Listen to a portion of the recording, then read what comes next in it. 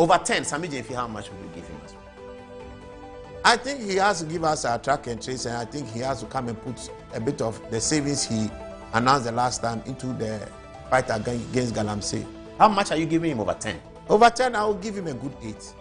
As a student, Atto-Forson over 10. Atto-Forson, I will also give him an 8. Governor of the Central Bank over 10. I would also give him an 8. I will not ask President Mahama. Thank you very much, Senor. Lawyer AJ Bafo, MP for Menchia South, returns to the studio on constitutional review. We have a lot of questions to ask over there. Also, New Year shock. Sremsai, Deputy Attorney General, says the Justice Tokonu prima facie was a policy decision. Is the judicial process now part of the executive to be doing policy? We ask all the big questions. And also, why has Donald Trump seized the Venezuelan leader? Alhassan Bello arrives on the touchscreen with a security perspective on the matter and why West Africa should be worried. The African Cup of Nations AFCON takes shape at the quarterfinal as Arsenal Football Club solidifies their lead at the summit of the EPL. Join us this January through to December on politics, judicial politics, and parliamentary politics. This is Good Evening Ghana. Welcome aboard.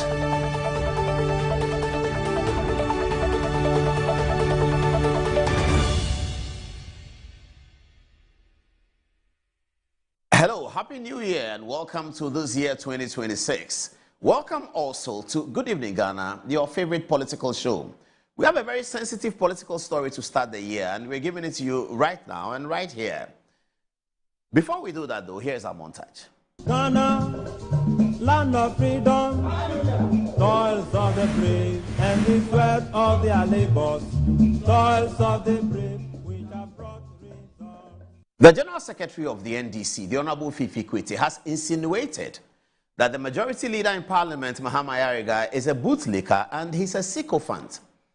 How did this happen? Well, Mahama Ayariga, during the closing session of Parliament, told Parliament, with the support of Sam George, that it is possible for President Mahama to have a third term. Sam George is the one who supplied the Baumia expression, it is possible, to Mahama Ayariga when he was on his feet talking in Parliament. He said it is possible for John Mahama to have a third term. Now, during the revolution celebration, the 31st December revolution celebration of a couple of days ago, Fifi Kwete, in typical feisty revolutionary speech, very feisty, called out all those who are asking for President Mahama to have a third term, or those who think that it is possible, including Sam George and including the majority leader, Mahama Ayariga. Now, Fifi Kwete says all of these people are sycophants and they are bootlickers. This is what Mahama Ayariga said. Listen. I asked him to seek a third term. I know that. I know that because I read on social media, I listen to conversations, and Ghanaians believe that as a result of the good deeds of His Excellency President John Dramani Mahama, they don't want him to leave the presidency. They believe a third term is possible. And they believe that a third term is possible. And they are demanding for a third term. It was Sam George at the back. It was Sam George who was saying at the back that they believe a third term is possible. So Sam George and Mahama Ayariga. Now, this had appeared to have robbed Fifi Kwete on the very, very wrong side when Mahama Ayariga said it. But Fifi Kwete didn't say anything. He's a typical classic politician. He waits for the time the game is ready, and then he fires. So, revolution anniversary comes. 44 years of JJ's revolution, and that revolution is important. That revolution has constitutional implications because whilst that revolution overthrew a constitution, that revolution created a government that then brought Ghana another constitution. So the forum is perfect. What does Fifi Kwete do? He lashes at Mahama Ayariga. He says that all those people who are saying those things, they are sycophants, they are hypocrites, they don't love NDC, they don't love Ghana. The majority leader in Parliament doesn't love NDC, doesn't love Ghana, Honorable Fifi Kwete. Listen to him. It saddens me when I see so much sycophancy creeping into our party. I see a group of people who obviously, from every indication, they believe that singing the praises of a leader is the only way they can survive. And that's why you hear some of those people even urging statements like there should be a third term. It's just nothing but sycophancy sycophancy. Pure sycophancy and bootlicking of the highest order. Pure sycophancy and bootlicking of the highest order, says Fifi Kwete. But Fifi Kwete should calm down. He should calm down. Politics is about strategy. Politics is about opportunity. What is the problem? If some people want third term for President Mahama, it may be a strategy. Maybe they don't even want the third term. They just want it. Politics is strategic. You have to think strategically. You have an opponent who is regrouping, trying to put himself together. The elephant sleeping is not the same as when the elephant wakes up. So there are strategies that are used in politics. Why is Fifi Kwete calling people big, huge, derogatory names like bootlicker? Fifi Kwete, don't you know that is a majority leader who said that? He said that he's a bootlicker. But let's come to the point. Let's come to the point with Fifi Kwete, who is my very good friend. Let's come to the point. Now, one thing I can say about Fifi Kwete is that he loves the NDC. I don't know why he loves the NDC. You see, because when you work with politicians, some people are MPP because they hate NDC. Some people are MPP because they are MPP. They are right-wing, they are MPP. But there are some who are MPP because they hate NDC. And there are some NDC people who are NDC because they hate MPP. And there are NDC people who are NDC because they're NDC. They like NDC policy. They like Rawlings. They are Keda. So I don't know why Fifi Kwete is NDC, but he's very loyal to the NDC. I'll tell you, I'll give you a small quick story. Many years ago, I was doing a TV show, and the NDC was not represented on the TV. Good Evening Ghana. NDC was not represented, and we were talking. Then a call came through, and they said, Fifi Kwete wants to speak to me. So I picked up the call. I said that, yes, Honorable. He said, yeah, the program you're doing, we are not represented. I said, well, so and so of your party was supposed to come, but he's not here. So I have to go on with the show. He said, but you know that you can't have a one-sided show. I said, I'm happy to have anyone. He said, okay, I'm in Sakumono, I'm coming. And within 20 minutes, he drove from Sakumono to Laboni, and he joined the show, and he spoke for the NDC. The other guest was Akoto Osei also. So yes, Fifi Kwete loves the NDC. But Fifi Kwete should know that these days, we hear all kinds of things. Fifi Kwete, you are calling people hypocrites, and what are they calling? They are calling them bootlickers and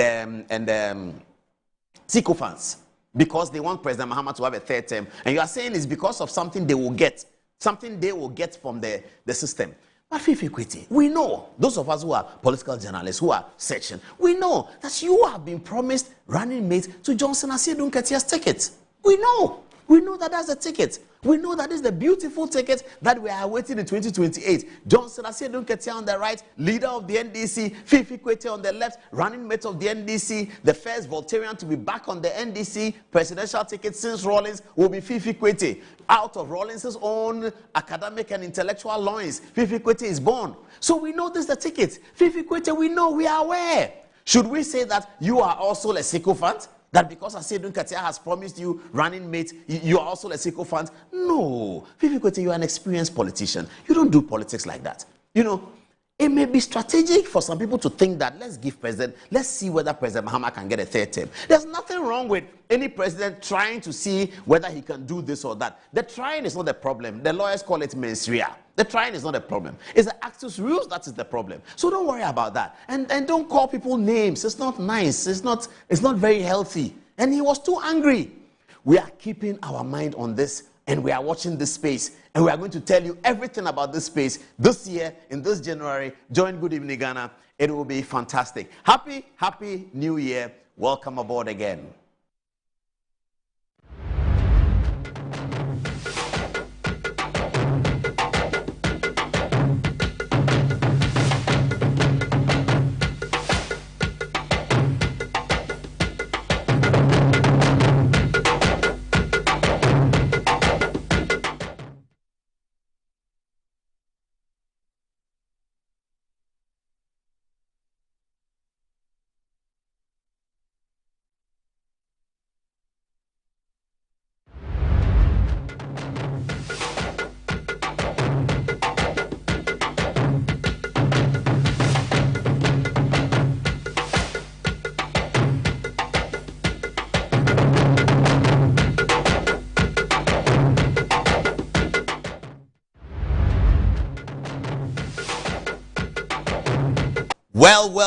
Well, welcome to the show. This is 2026 Good Evening Ghana, and you can't miss any of the editions for this year. Welcome aboard, welcome to the show. Tonight, we have explosives for you. Lawyer Bafo is in the studio. We're talking about the constitution review process. But Senor Jose has also been here earlier, And we spoke about Gold Board. Gold Board, have they made losses? Have they not made losses? There's also Alhassan Bello, who is going to tell us where is the Venezuelan president and what's happening within the Security Council of the United Nations. All of this coming up now. And then there's a bit of AFCON as well. It goes into the elimination stages. And Nigeria, our eternal enemies, seem to be doing very well at AFCON. This is Good Evening Ghana. Welcome. First, though, let's go to that interview with Senor Jose, which was recorded earlier. We spoke about Gold Board.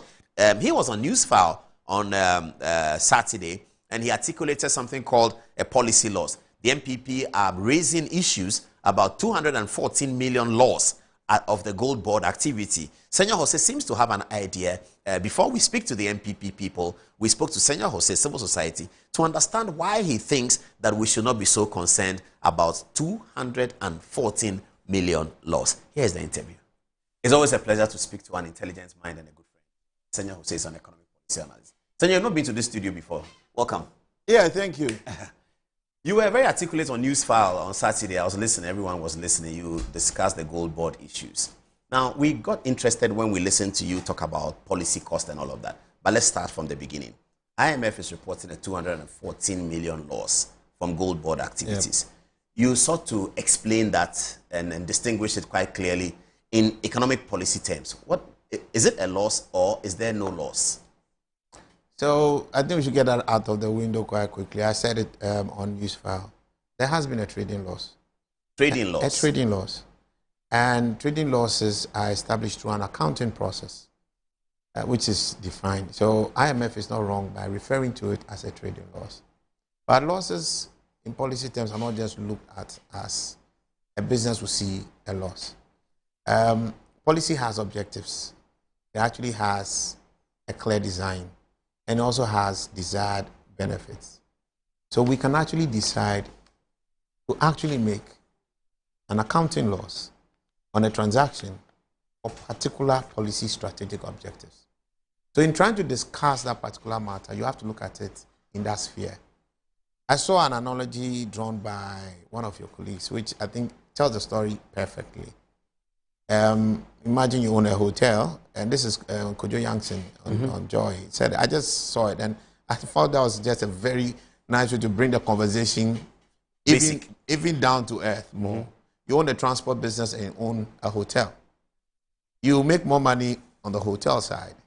So you give up you offer your transport services to your hotel guests for free. On your transport business, you're making a loss.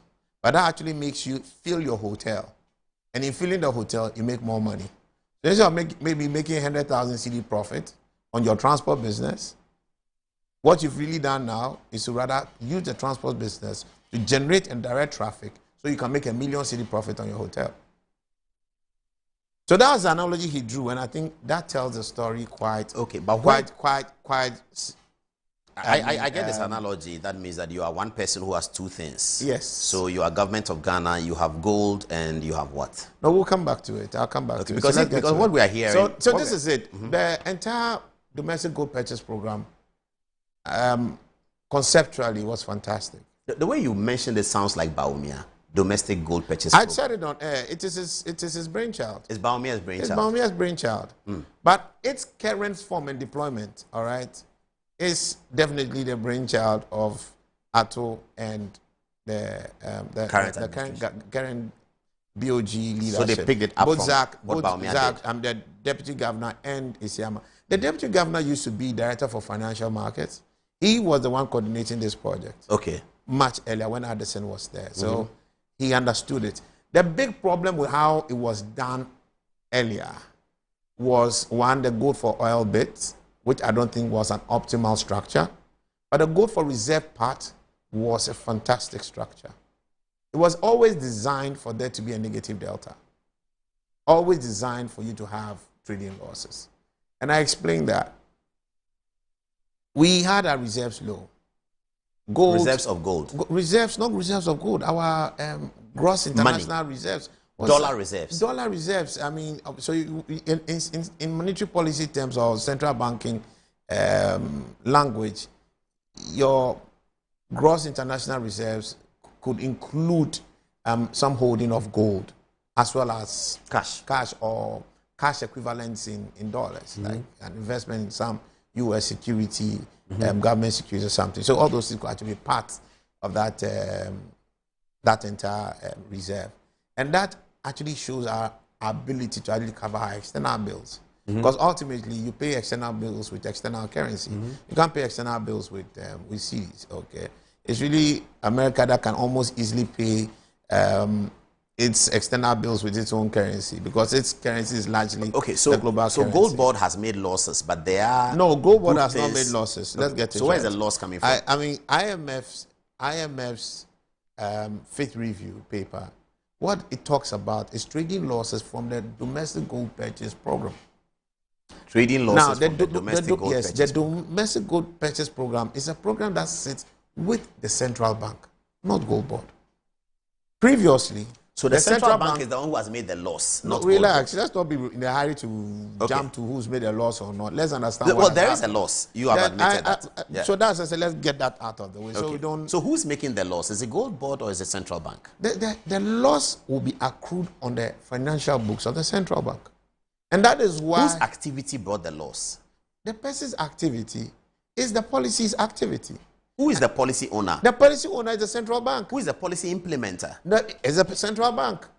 What does Gold Board do in the policy? What Gold Board and PMMC used to do, from what we all know, is actually to be an operating agent of the policy owner. So I can actually ask you to go and buy.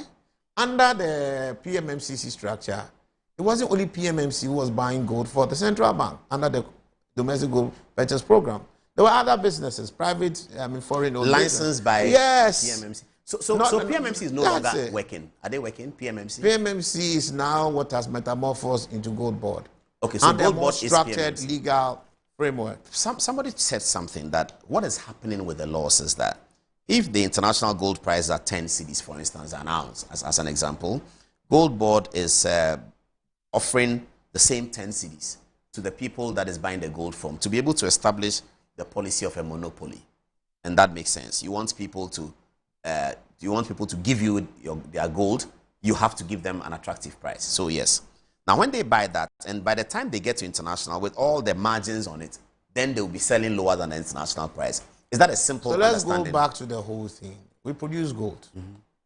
We have two kinds of gold: large-scale mining and artisanal and small-scale mining. So we call that ASM, and you can say LSM in effect. LSM gold is often owned by the big international gold players. So the Newmonts. The LSM is what? Large scale? Large scale mining. Okay. And all that. All of them have provisions in their existing contracts to actually retain a good amount of their revenue.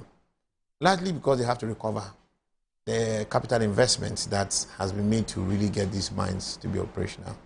So not everything that is sold really comes back to us to help shore up our reserves or help defend our currency or for us to operate in the market. A portion still comes.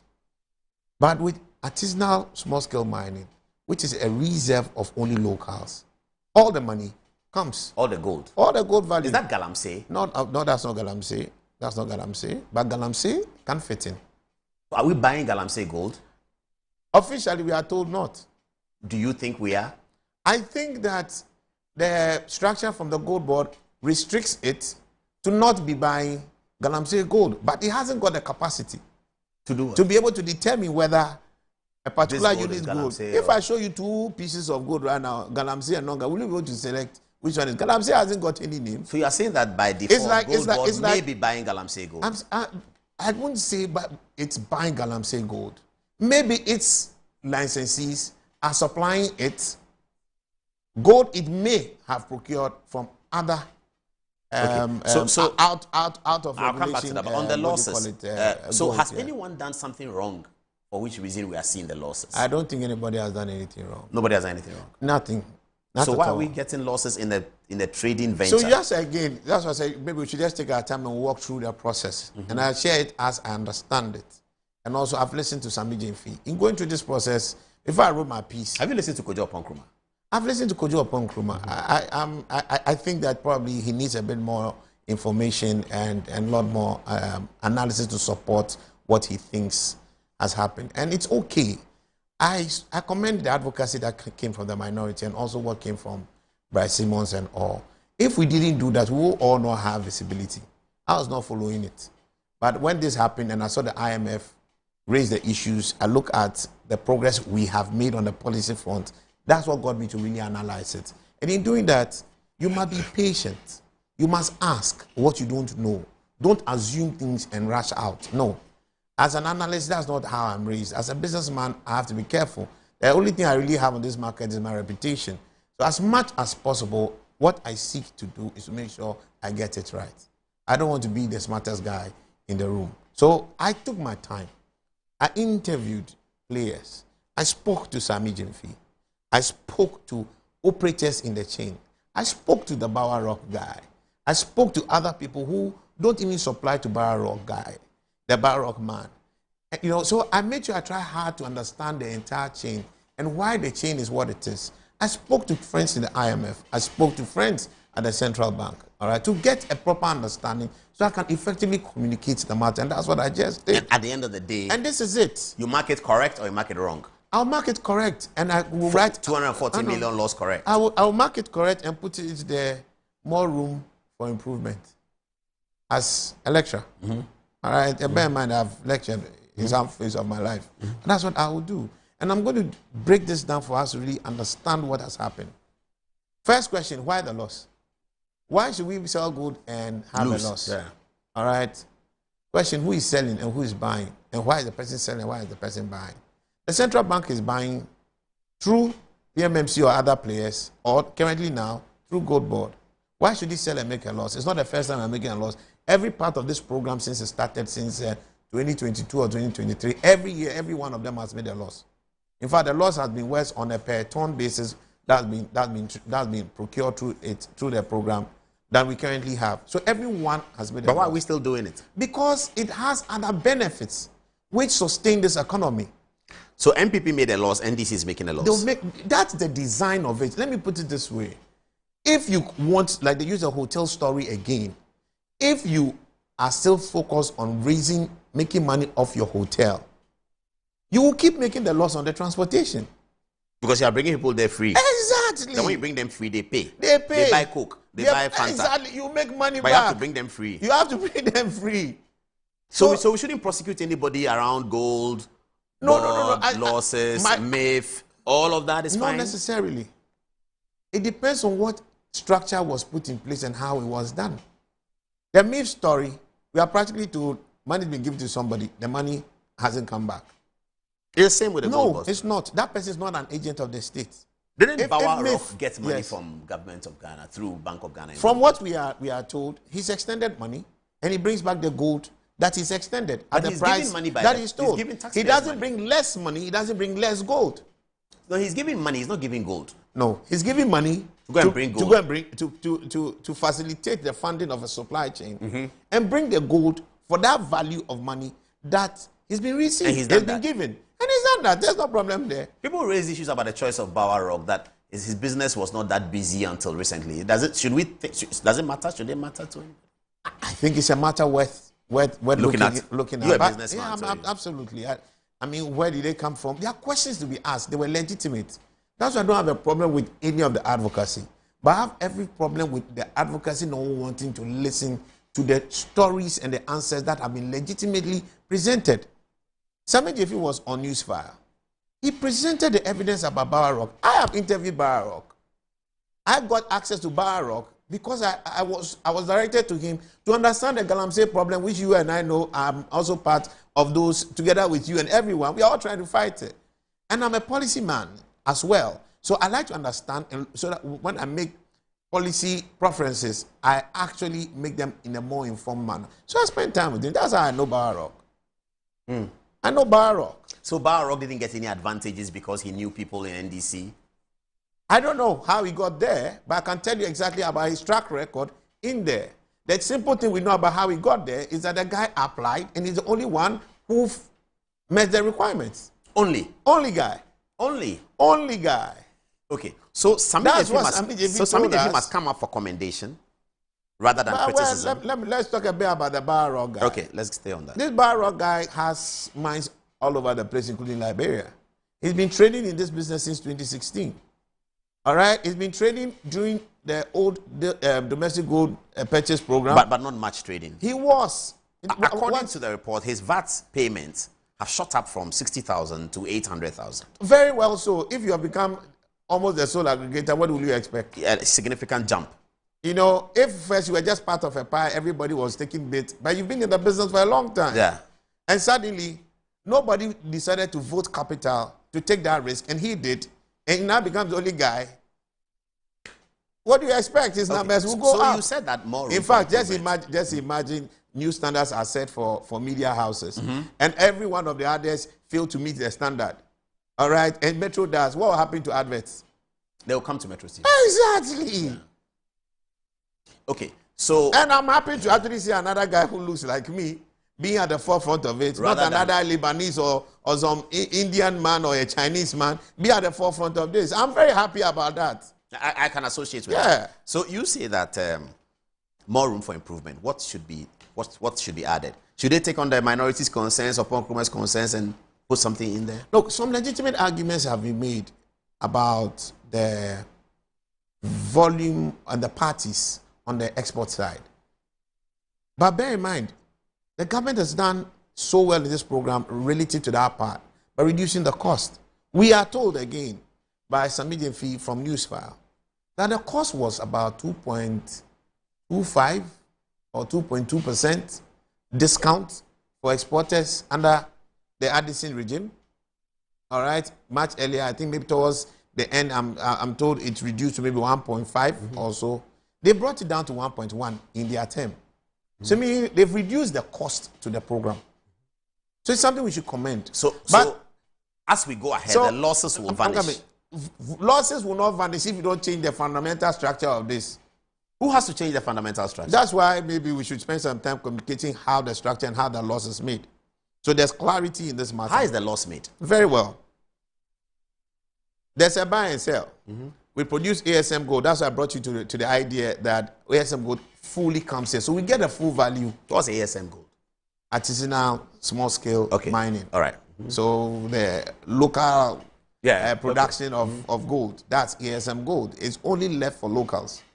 You can't get a license for it. So to me is input, gold is bad. Akunta, everybody's, Akunta, there's an illegal entity. I mean, relative to its operations that we have flagged. We have to wait for the courts to say that. No, we raised that issue. Yeah, but we have to wait for the courts to agree. I agree with you, absolutely, to validate that or otherwise.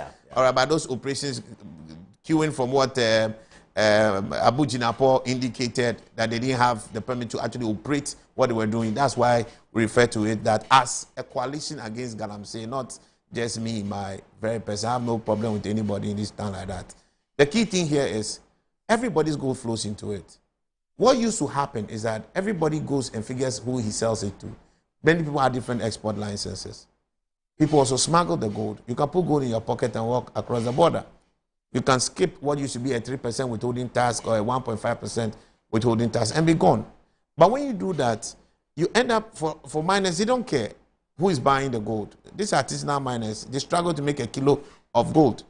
Whoever is offering them the best money is what they are looking at. There's no information asymmetry because they have full visibility on the world gold market price. All right? So they can tell you what the value of gold is. They can give you a discount at it. They also know what the retail exchange market is. The retail exchange market, they expect to collect their dollar, less the little discount they would have given you, maybe 1 or 2%, but they want to buy it collect CDs at the retail market price. So let's take the markets today. You currently have it at 12. If we cross the street right now, we'll get at 11.8 or 12. What is the central bank saying? 10.5. 10.5 and 12. Between the two, is maybe about 11 or 12%, what they call it, differential. It's a lot. Why should I take 11% or 10% less cash? When if I sell to this Indian or Chinese man who give me at 12, and then I would still get my dollar, maybe my gold, maybe I'll give him a discount of like 1 or 2. It's better than even going to give to the central bank at full market price and at BOG rate. Now, BOG won't get the gold under that particular structure. So gold It goes through the system. It goes through the system. But now what's happening? And it doesn't get accounted for. Yes. What has happened in these recent times through the gold board structure, an improvement of the domestic gold purchase program as was originally designed, is for us now create legal mandate to be the sole aggregator of it. Who is and the sole aggregator? exporter. Gold board. Gold board is the sole aggregator for the central bank. Okay. So All right. central bank collects all its gold from gold board. And gold board collects it The from ASM gold. aggregators. From The aggregator. ASM gold, the artisanal mining gold. Yes. Gold board collects it from the aggregators. Yes. The Bower Rock collects the gold from the gold miners. Yes, gold miners, the gold artisanal traders, miners. gold traders, gold miners. There are a number of people in there. Bower takes there's from all of them. miners, there's a tier 1 buyer, there's a tier 2 buyer, then there's the self-financing aggregators, and then there's the Bower Rock aggregator. Okay, so Bower takes the from them to aggregator. gold board to Bank of Ghana. Yes. So where's the loss? It's the pricing. Gold board, to be able to compete and cut out the smuggle gang, all it has done is to now say, I'll buy at world market price. Gold board is buying at world market price from Bower. From Bower. From Bower, but not just Bower. Be careful. The whole chain has full visibility about how much gold is supposed to be sold. It's on the website. It changes within the day. As what gold world market prices change, they also adjust their prices on the gold board website. So Bower does not decide how much he will even pay the next miner. Everybody knows how much they're supposed to get in the chain. So if it is 100, and the exchange rate today is supposed to, for example, be 10, that is. But are we not selling too high? That is 1,000. Is it not too high? Hold on. That's say 1,000. Now in this 1,000, the miner knows that in the commission structure, in this whole process, maybe I will have to always end up with maybe 98% of the cash or 100% of the cash. Gold board will pay back everybody maybe with point something percent, whatever it is, whatever commissions has been agreed. So you cannot go and shaft anybody in the chain because you're an aggregator. So transparency. It's just transparency. At that level. Absolutely. But is that not what is costing the government of No, Ghana? that transparency did not exist before. And Fair it's enough. something we should commend Sami James Yeah, for. but the transparency. Now the next thing. The transparency doesn't extend to telling us whether this gold is wholesome gold or this is not wholesome You gold. can't We tell. don't know that. Because should we not institute a system that helps us? That's to do what. that? That's Towards why. ending galamsey. That's why Sami James says they want to do a track and trace system. I have seen that. I run a technology business. I think it's possible. All right, so it's possible. We're all going to give a shot at it. It's going to be expensive. Well, everybody It has may to come add to the cost. It will add to the cost. But again, you always have to look at this is the cost of this policy. What is the benefit of it? I'm going to come to that. Okay, So the after cost- all these things, So the cost is that we are buying the gold because we want to establish this. and remember, policy. you're not even buying, We are buying it refined at- gold. Though. The we are- gold prices you see on we are the buying world raw market gold. is actually Refined. No, it's refined gold. What you see on the LBM. So we are buying raw gold at refined gold prices. That's what it means. Yes, But we are that's buying, serious. We are buying Dory gold at refined gold, and let me explain. But that's to you. serious. I will explain to you why. If you don't have that price premium, the people move to the next door, Which is where? which is But don't we have police? the smuggle gang. Yeah, but the police. You can only do so much. The most effective way in economics to deal with smuggling is not just law enforcement. Law enforcement sends signals. It helps clear a path. It's really price. When there's no incentive, people do not move much. What Gold Board did was world market price at BOG rates. But that means when- we're hold on. admitting that Hold we on, can't, hold on, we hold can't on, hold hold the on. security. Hold on.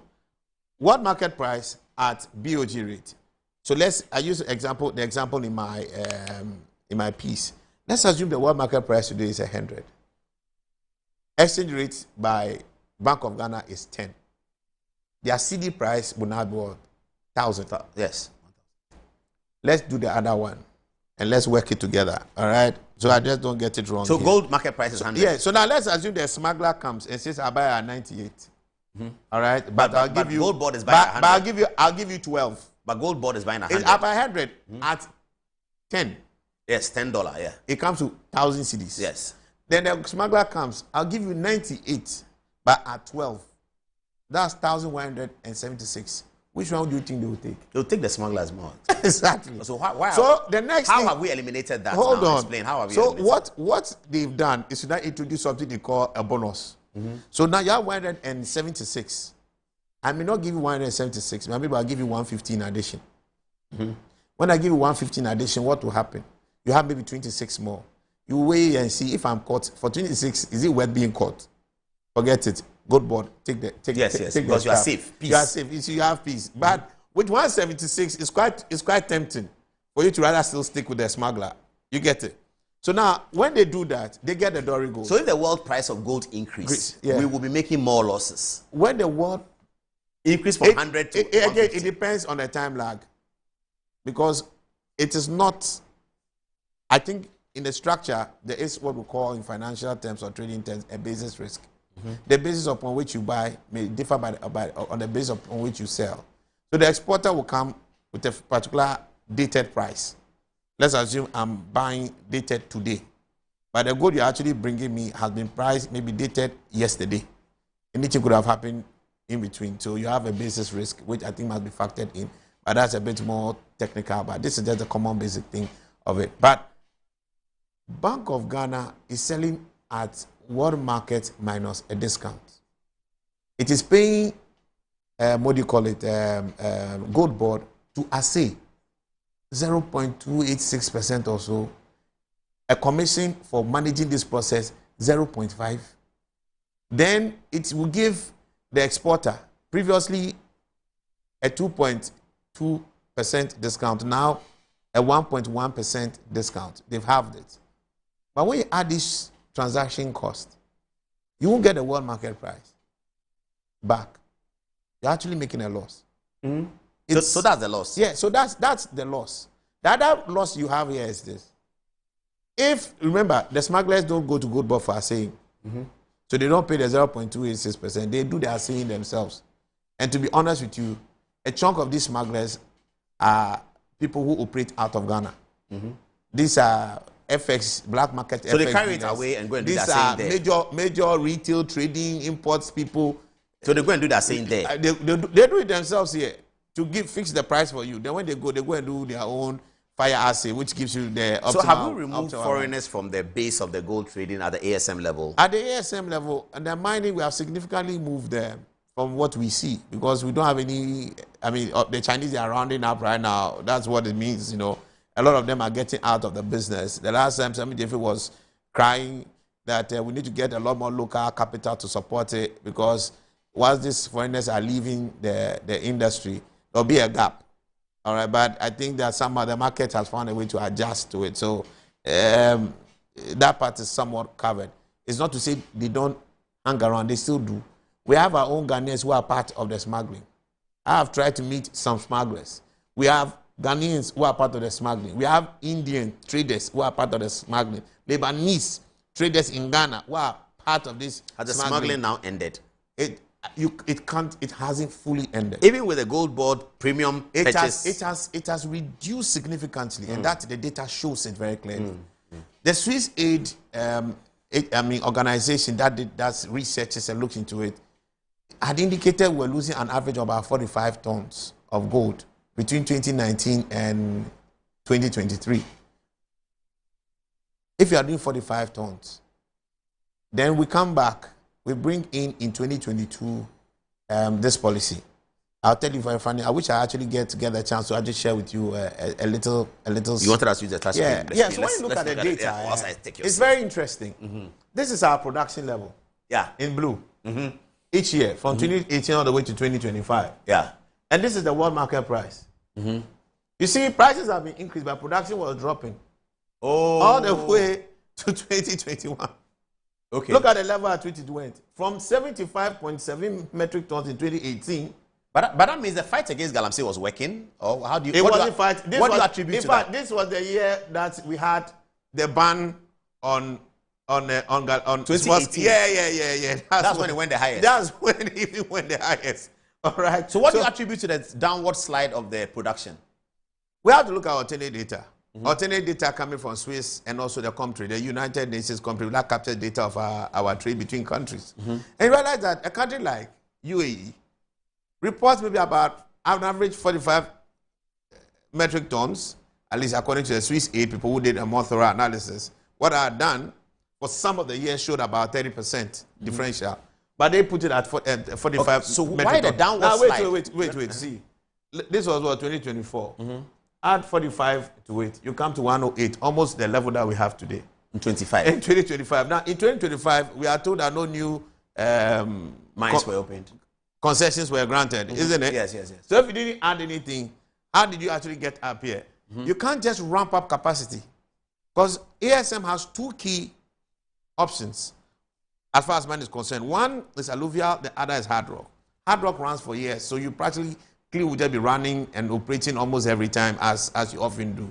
If you want to rack it up because you have seen higher profits. The truth is, profits have been higher than their cost of operation significantly since 2022. The margin has been incredible. So what's the point? The point is, it is smuggling that has largely accounted for all this delta.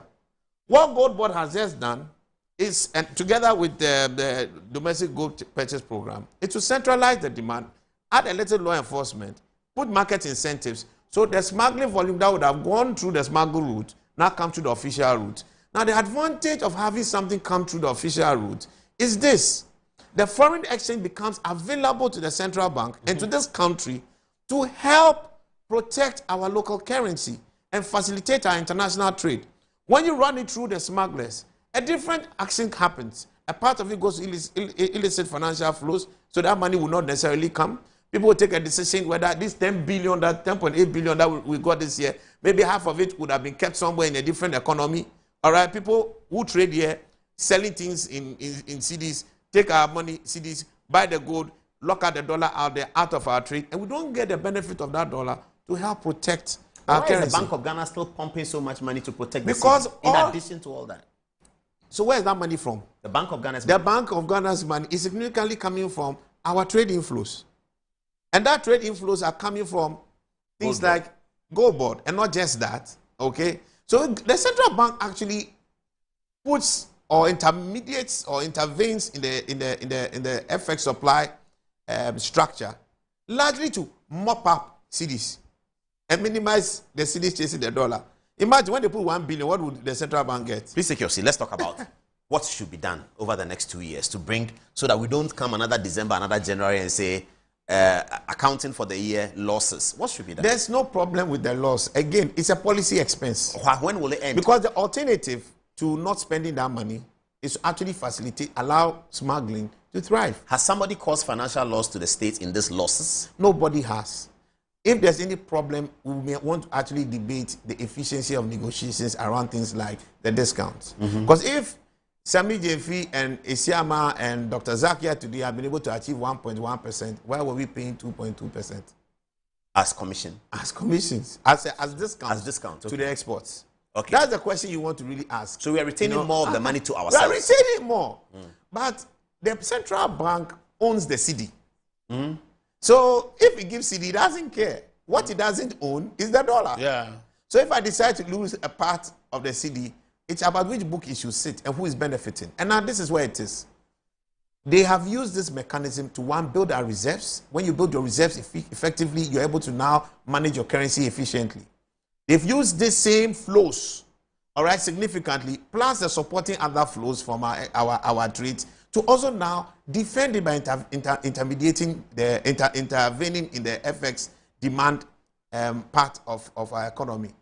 What has that done? CD, first stability, next recovery, the appreciation. So the city stability we're experiencing now, with this appreciation has come to stay. We'll come to it. Now that appreciation has happened. We've come to 10.5 on the interbank market, about 12 on the real market. Let me put it that way. But government trades and operates at the interbank market rate. So our tools books have gotten better. Our tools, forces external payments have become less expensive in CD terms. Less burdensome. Burdensome. But do we pay with Listen, he has saved over 16 billion cedis. Do we pay external debt with cedis? We pay external debt with dollars. Yes, but we use revenue in cedis that we now convert into dollars to be able to pay our bill. But we don't. Do we use tax revenue to pay external debt? Of course. Don't we use our receipts from trading, cocoa, gold, diamond, whatever? That trading money belongs to somebody. How does You take his dollar because you give him cedis. Cocoa money. How does Congress get cocoa money? Whose money is it? It's for the farmers. The cocoa board takes it, he gives it out. Yeah, when we sell cocoa and get millions of dollars. You sell cocoa. When you any exporter is the owner of the receipt officially. Yes, cocoa board sells the cocoa. But that ownership is not in reality. The central bank assumes it, even though you can co-own it. Okay, that is why hold on. That is why we collect dollars. We don't pay the farmers dollars. What do we pay them? Cedis. Who owns the cedi? The central bank. You understand? So it keeps the dollars. When it keeps that dollar, it can actually show up its reserve. But that's what we used to pay our debt. Do we use tax revenue? So for the central bank to use that dollar to pay the debt, the fiscal as must bring the cedis equivalent to collect the dollar to pay the debt. Okay. Do you understand? I'm sure we'll be talking about this. Hold on. By March, as a policy analyst, it's not a long thing. This matter must be resolved now. Now. Our tax revenues are in cedis. Our debt service are both in cedis and also in foreign currencies. You earn the cedis, you buy the foreign currencies, you pay your debt.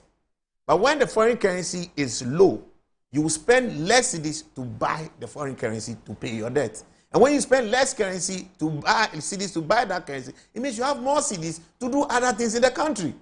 And in this instance, ATO has saved 16 billion. The IMF's key argument in this whole mix was this.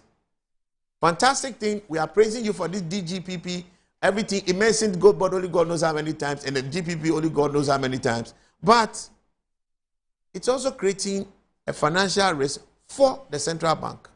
So this risk and this cost to this entire policy, that is saving you ATO 16 billion, you should pay for the 2.4 billion or the 4 billion that I think was announced on Saturday. Why? Because you are saving money. But in doing all this, we have brought inflation low. In doing all this, we'll be able to minimize the cost to our import bill by 60 billion. So 60 billion becomes available. And that's why the central bank keeps running a tight 60 billion because the currency is now looking better. It's better.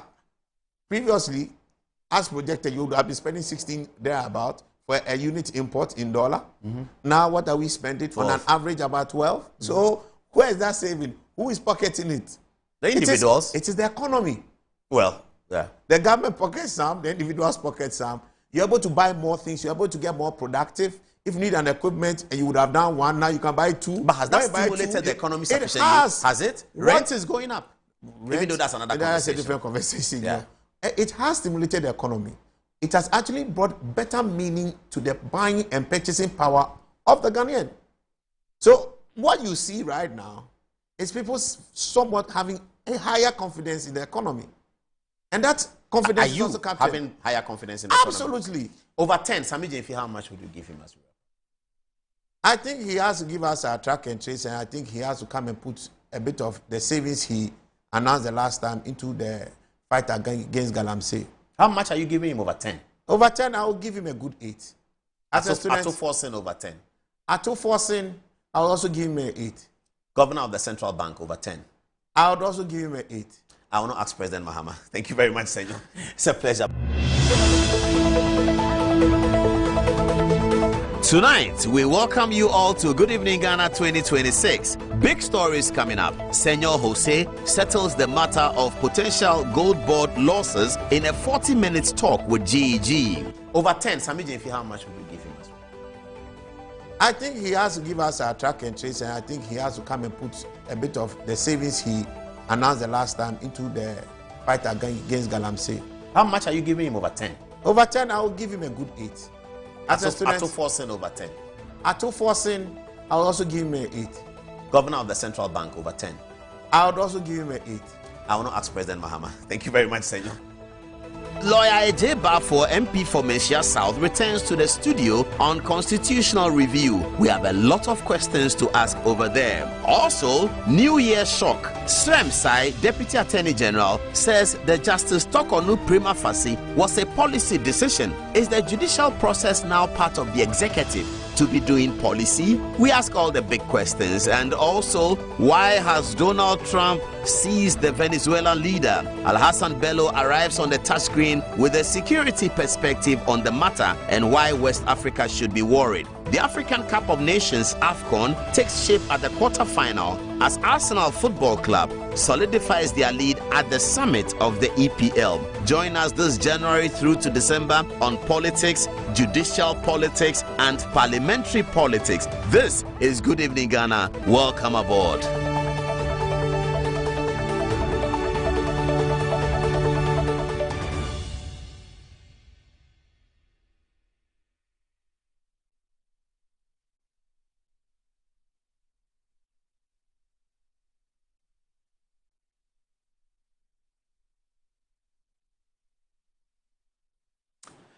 Welcome. That was a recorded interview.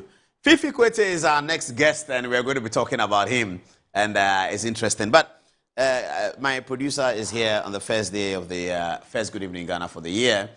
And lawyer, good evening. Good evening. We can't say Happy New Year because your legal year started in October. So you're already in it. Yes. You don't want us to talk about Stremsai, as we alerted in the promo that we're talking about his policy decision prima facie. Yes. Why are you stopping us from talking about Stremsai? Well, the matter is before the courts still. It's a matter. We always talk about matters before the courts. Yes, but that's an issue of reporting. But in this situation, it would require us to give certain weighty or I don't know how to say. But he said it. He said it's a policy decision. He wrote it. He actually wrote it. For that, we can just discuss that these are but the why things do you he want said. us to wait for that? We cannot give an opinion on it as it is before the courts, because it's the whether what he said opinion is of the right court- or wrong. Exactly. Okay. It's the opinion of the courts that will constitute judgments, right? And so, in such instance, or in this instance, we cannot give our opinion to, go before what the courts would decide subsequently. So, I personally have my views on this issue. But you want us to express it when the court has spoken. That is so. That will be the final when the court makes the final determination concerning these matters. Okay, but we can go talk about Fifi Kwete. Oh yes, that's what Fifi Kwete is. Not before any courts. Okay. The court of public opinion. As for that one, everybody. And we can talk about free. America seizing the Venezuela. All those things. Yes. We can talk about AFCON. We can talk and about even AFCON. Arsenal. Yes, that's so. But for Stremsai and the Supreme Court, I think we may have to wait. Wait a little bit. After the judgments, then we can pass judgments. It's not because you are a member of the bar and he's the leader of the bar, so you don't want us to talk about him. Oh, but I mean, we have spoken about certain positions yes, he has yes, taken yes, in other matters when the judgment has come out and others. And so it's not, I mean, in any case, the leader of the bar is the Honorable Dominic Aine. Yeah, his deputy is Stremsai. Yeah, so he's the deputy leader of the bar. Okay. Yeah. All right. Happy New Year. Happy New Year. Really happy return. Yes, we'll be talking. Okay, let's go to the text message and see what we got on the Senor Jose interview. Lord Abafor is in the studio, and he'll be talking to us about Constitution Review, Alhassan Bello. Perhaps maybe we'll do Alhassan Bello about Venezuela and the United States. Let me start with Anzaba. Is that correct? Anzaba, what are people saying about Senor Jose? Thank you very much, Paul. Our first message is coming from Raymond. He says, "A happy new year to you all. This debate was generated by Sami Jemfi, who still wears the cap of the propaganda secretary. He has to understand that he is now a government official. As such, he owes Ghanaians a duty to provide accurate information, not to engage in propaganda or usual attacks. The Bank of Ghana has admitted that there was a loss, and now what?"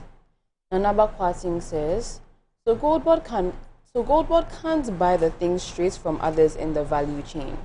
Isn't the work of Bawa redundant and overlapping with what Goldboard is already mandated to do? Why should money change hands 3 times before it reaches the ASM companies? Hamza says, how can you buy raw gold at the price of refined gold? And lastly, coming from Julius Amako, he says, power would change and this Goldboard issues will surely be investigated. Over to you, Ella. All right. So just a quick Happy New Year to all our viewers once again. So this one is from Akwesi. He says, Paul, please ask Senor what provision in the Goldboard Act that allows it to take money from Bank of Ghana and give to an individual, Bawa Rock, to fund others to buy gold for him or to sell back to Goldboard. Seth says, Paul, trust me, Senor is doing all this PR work for them because he wants the tracking contacts. Everyone is protecting his interest. What a shame.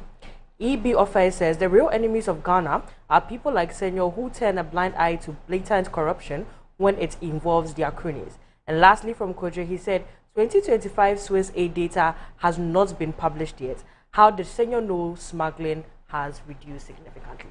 Back to you, Paul. Okay, let's keep the questions coming. Now, though, last week we did an editorial on the Honorable Fifi Kwete and the third term.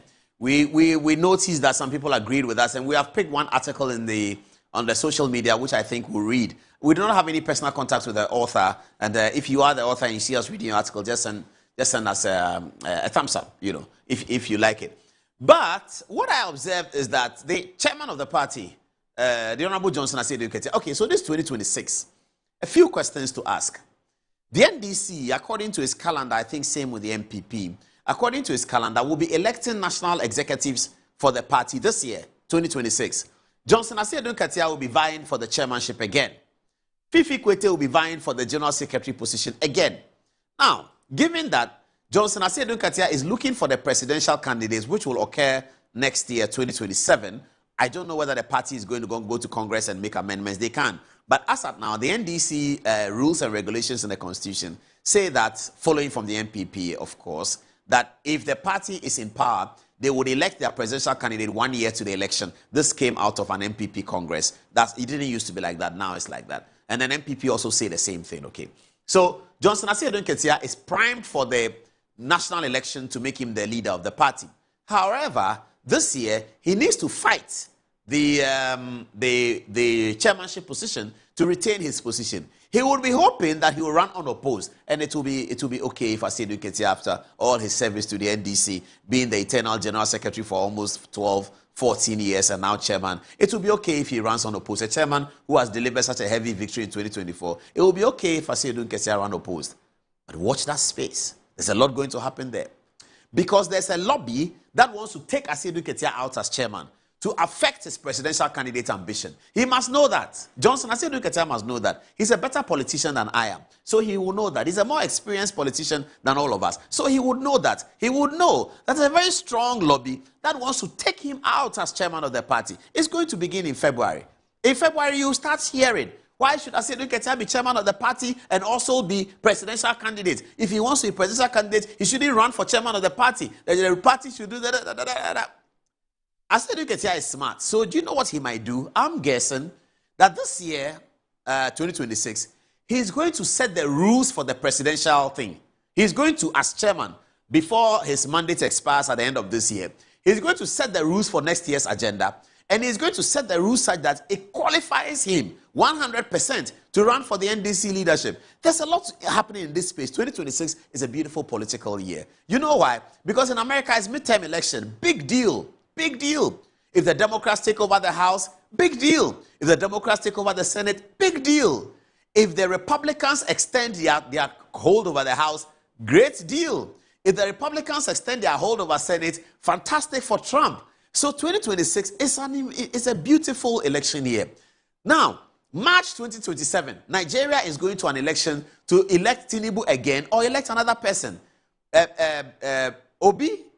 Peter Obi has now joined Atiku, which is the ticket that everyone was looking for back in 2023. And now they have that ticket. But since they got that ticket, there's been disagreement. So there's a lot of politics this year. And we political reporters and politicians are excited about what the year portends for politicians. So Johnson Asiedu Nketia must know that there's a lobby that is going to remove him. Please tell him that I said it. I want to help him to retain his seat. He should call me. He should call me. I'm a political prophet. I'm not like a religious prophet, but political prophet. If he calls me, I'll tell him the people who are doing that. But there are people who are doing that. Now, there are also people who are presenting a friend of mine to challenge Fifi Kwete. A friend of mine, I won't mention his name. If I mention his name today, he'll kill me. So I won't mention his name yet. But he is going to challenge Fifi Kwete. This friend of mine is very, very close to John Mahama. He's very close to the center of power. I was going to say something else, but if I say it, to give him away. So I won't say it. So Fifi Kwete and Asiedu Nketia, there's a plan to remove them from a certain group of people. I don't know whether they will succeed. I don't know whether they are the majority. I have no idea what numbers they control. But I know that towards the 2028, the removal of Fifi Kwete and Johnson Asiedu Nketia, it's not about anything. It's about towards 2028. 2028 is an election to fight. There's third-term conversations coming in. So Johnson Asiedu Nketia is going to try and set the rules. He's also going to try and win the chairmanship. So into 2027, he'll be chairman of the party. Then somehow he's going to metamorphose from chairman, remove the cloth of chairman, and then wear presidential aspirant. And he's going to go into the presidential aspirant and expect that he will win. In furtherance of this, Asiedu Ketia has begun the year with a political campaign to retain his position as chairman. Watch this video in Ashanti region. Where he went to Ashanti region, it's difficult to tell what he went to do because here's a chairman who started a thank you tour, then he abandoned it. We heard all the news about the beginning of the thank you tour and blah, blah, blah. We didn't hear the end of the thank you tour. Please, if you have a news article showing the end of the thank you tour, post it on our Good Evening Ghana comment section. If you have a video of Johnson Asiedu Ketia completing the thank you tour that he started, please send it to us because there's none. The thank you tour Yamutu at the other day, as the Akansia Tonsio, the guns will say Gbenumi. So the thank you tour is over. So the thank you tour didn't happen. Then now he has smuggled something else in. I don't know what he calls it, whether it's thank you tour. Have a look at this video from Ashanti region. This is Johnson Asiedu Ketia in Ashanti. Have a look. Have a look at the video. I rise for Ghana, oppression of the land, forward and seek your future. Development our cause, from vision to vision, the NDC shall lead. Stable democratic Ghana, our strength in unity, from vision to vision, the NDC. I rise for Ghana, oppression of the land, forward and seek your future. Development. I was just dancing to the NDC anthem. Now, politics is a very difficult business, okay? You see, politics, politicians respond to something they have not been asked. They just hear, they respond. Did you see how fast Asiedu Ketia was walking in the video? He wants to show that he's young. He's walking like Xanato Rollins. Play the video again. I'll show you. Play the video again. He was walking very fast. 70-something years. He was walking very, very fast. So this is the video. So here they are clapping, singing. Asiedu Ketia is wearing beautiful kaftan. I have to commend him for that. So this is an Ashanti region event. Johnson Asiedu Ketia, Ashanti regional minister speaking. He has begun the process of putting himself up. There he is, Asiedu Ketia speaking. Putting himself up as chairman of the party. He has started. He wants to be retained as chairman. Then he will slip into the presidential aspirant. Then he'll become, this looks very nice. It looks like Asiedu Ketia is loved. This is MPP. Here, look at him. Look how he's walking fast. Oh, can you rewind it and give? He's walking very fast. Look at him. He wants to show that he's energetic. I say, do 70-something. Be careful, oh. You don't go and do your this, and then you'll be walking fast, walking fast, and then we wish him well, though. Sorry, you caught me doing a sip. So, Wafa, how are you, sir? We love you, We love you. We love you dearly. So that's the story of Johnson Asiedu Ketia, and he and Fifi Kwete are on the same level. They want, both Fifi Kwete and Asiedu Ketia, wants the power to come to the party instead of the government. Many people think so. Mark Menu used to talk about that. Which other? Jacob Bechebi Lamte used to talk about that. They all talk about party and government. They talk about it. So Asiedu is not the only person. We are still developing a theory how the party can be strengthened. In China, it's easy. But many other countries, it's not. The Republican Party is struggling to control the government of Trump. In England, the Labour Party is in all kinds of confusion with Keir Starmer. They want him out. So party-government friction is normal. Here in Ghana, we don't have a template to settle it. Asiedu Ketia believes that the party is superior. Other people believe that the government is superior. We'll get there as we roll it across. So the Honorable Chairman, be careful. They want to take you out. So I know that you want to do the rules before you go out or before the competition for chairman starts. Do the rules. Keep it to yourself. Publish it later on. Let everybody see. Put yourself in the rules. You will definitely be the NDC's flag bearer. I'm with Johnson Asiedu Ketia. No, nothing is going to change that.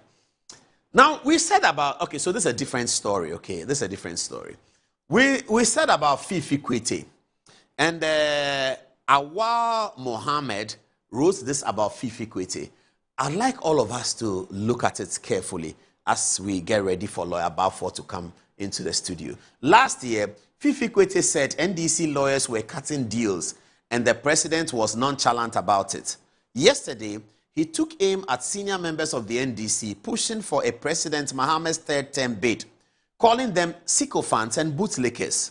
Obviously, he is unhappy with the way the Attorney General is handling the prosecution in public instead of in court. With 3 years left, they face a Herculean task, delivering on nearly 300 campaign promises. From all indications, they can't meet even half, and that will cost them dearly in elections. Ghanaians are already overburdened with high utility tariffs. Unmet promises like automatic posting for teachers and nurses, abandoned initiatives like 24-hour economy with 133 jobs, and the 1 million coders program, infrastructure projects are nowhere to be seen. Galamsey is worse. Fifi is deeply worried and believes a new face will do better than President Mahama. A reason he said those calling for President Mahama to continue don't love the party and the country. Musa Dankwa's polls of Mahama's popularity and winnability are, in his view, false hope. As General Secretary working with their grassroots, he is clear if they keep going at this snail pace, they will lose big time. Now, when you ask about their achievements in the last 1 year, they tell you the dollar is now 11 cedis and petrol is 12 cedis. Beyond that, there's nothing else. The elephant will rise again with Dr. Bawumia, inshallah. This is a clear MPP person speaking. But I think I can associate with some of the things he said. Now, if you listen to his narrative and you go back to 2017 ending, you will see the NDC posting similar narrative. They said that the only thing Akufo-Addo has done is free SHS, a policy, free SHS. But Akufo-Addo had stabilized the dollar. Akufo-Addo has stabilized the dollar and stabilized, you can Google Ghana cedi to dollar, December 2016 and January 2017 to December 2017. Google it, you see it. The dollar had come down, stabilized. Akufo-Addo didn't even brag about it. He didn't talk about it. He was focused on free SHS. He was focused on policy. He was focused on one district, one factory. He did the dollar. You can check. 2017, it was the same. It's probably even better in terms of what happened. But Akufo-Addo didn't say that it was an achievement. He didn't talk about it. He said his achievement is free SHS and it's one district, one factory. Now, with the NDC, they talk about the currency arrangement. That's their achievement. The reason why it's dangerous to put currency as your achievement is that it fluctuates and is world prices. And that's what asking Senor Jose that. Are you saying because of gold board, the currency stability has come to stay? He couldn't quite answer. No one actually knows what's going to happen because gold prices can fall. We hope it doesn't. We believe it won't. It will go up. But if gold prices fall, everything then, so you can't call that an achievement. You have to have your own policy initiative that you have put out for Ghanaians, something that was not there. As I keep saying, something that was not there before he became president now is there. The dollar fluctuating was always there. Petrol price going up and down is always there. Where is the NDC policy that has happened since 2025? Where is the policy? They name it. This is NDC. It was not there before we came. Now it's there. By this time, 2018, Akufo-Addo could say free SHS was not there. Today is there. By this time, 2018, Akufo-Addo could say one district, one factory was not there. Today, a Kofi juice is there. He could point to it. NDC can't point to much, but it doesn't mean much. They still have 3 years. If you do everything in the third year, you have still done it. If you do it in the first year, you have done it. A government has a 4-year mandate. Let's wait and see what happens. Hopefully, they will be able to achieve it. But this is a good letter for Fifi Kwete, and it's explaining why he's angry with the one district, he's angry with the third-term call. But this is a good one. That's it on Fifi Kwete. It's 10 minutes past 10 o'clock, and I believe that Lawyer Balfour is here. We are now going to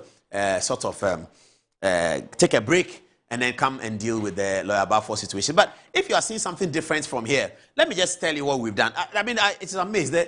My producer and his team, they put this together. So don't get confused. So this is our regular studio. Our touch screen is in the same place. It hasn't changed. But when you come here, we just put these chairs here. This is not the chairs we use for Senor anyway. They are there. We put these chairs here. And this is what they did. So they put this, this wood here.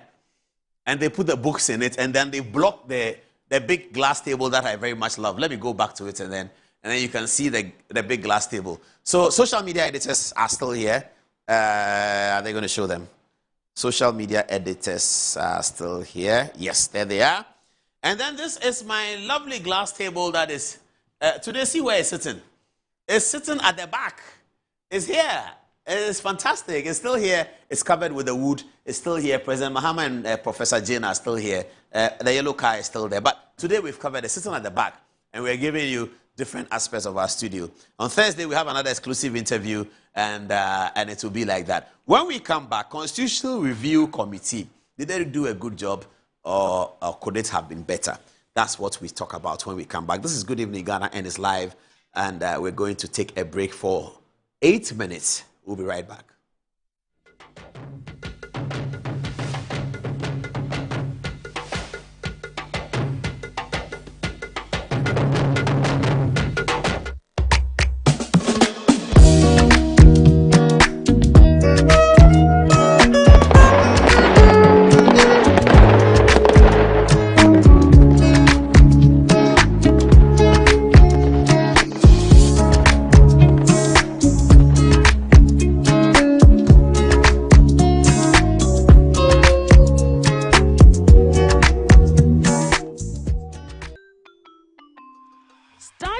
Day the right way, filled with confidence to take on any challenge. Pepsodent Kids contains the right amount of fluoride and sugar acid protection to care for their developing gums and teeth.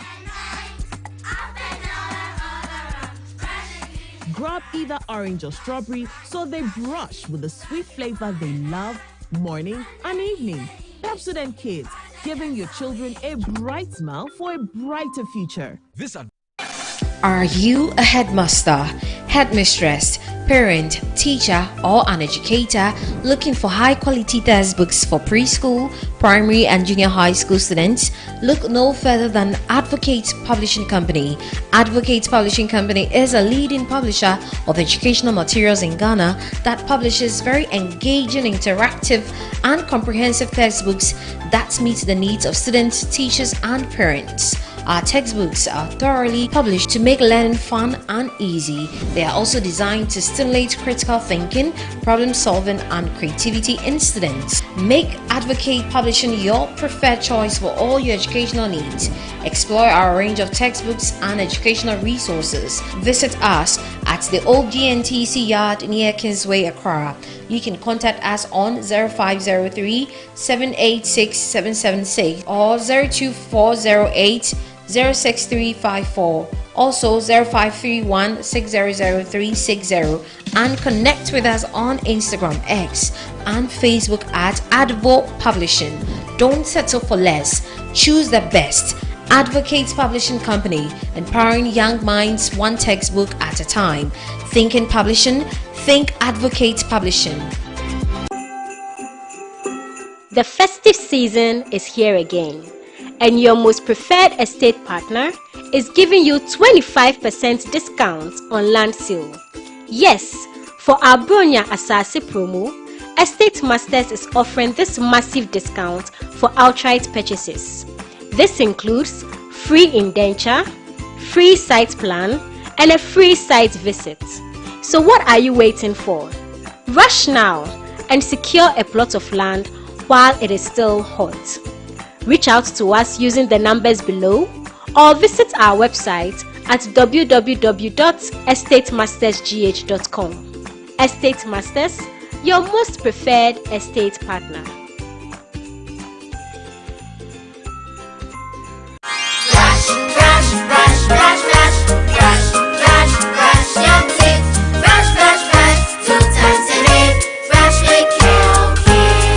Hello, my friends. My name is Calkit Toothpaste. Wow. I was made to be gentle on your gum, but protected.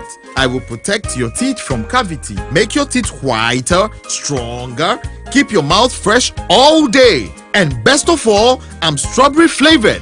So put on a smile and try me. That's amazing. Just try me. That's my job. If you say so, jump on my brush. Makes your teeth stronger, chicky whiter, chicky stronger. Yay! You did it! I'm glad you like your new toothpaste. Don't forget to brush both day and night. Calkits. Happy smile.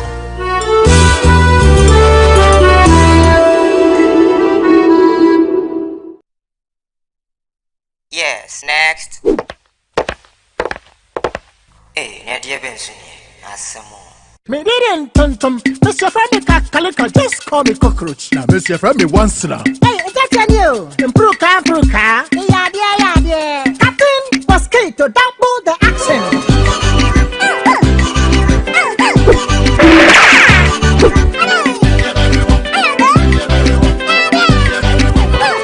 Maybe Sasso spray. Mr. Friendly Sasso quell. Yeah, go to my Sasso.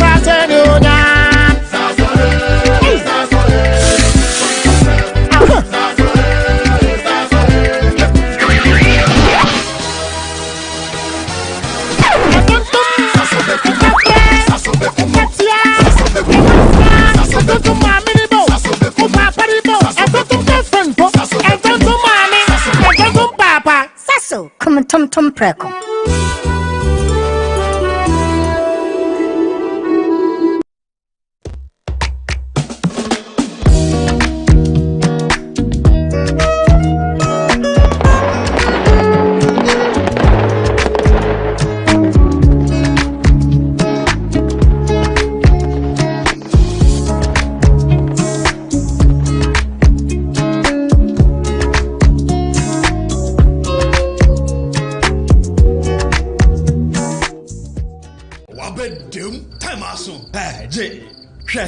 Watch it, not learning. Missy, watch and learn. Makwema besisia. Abozing. I can say no ya konati and the more drink woman. Hey, but I didn't mean. Oh, sorry. She knew her old days. Eji, Dabio, baby womb. Ready? Hey, baby womb. Ah, Eji. I'll cause some discomfort.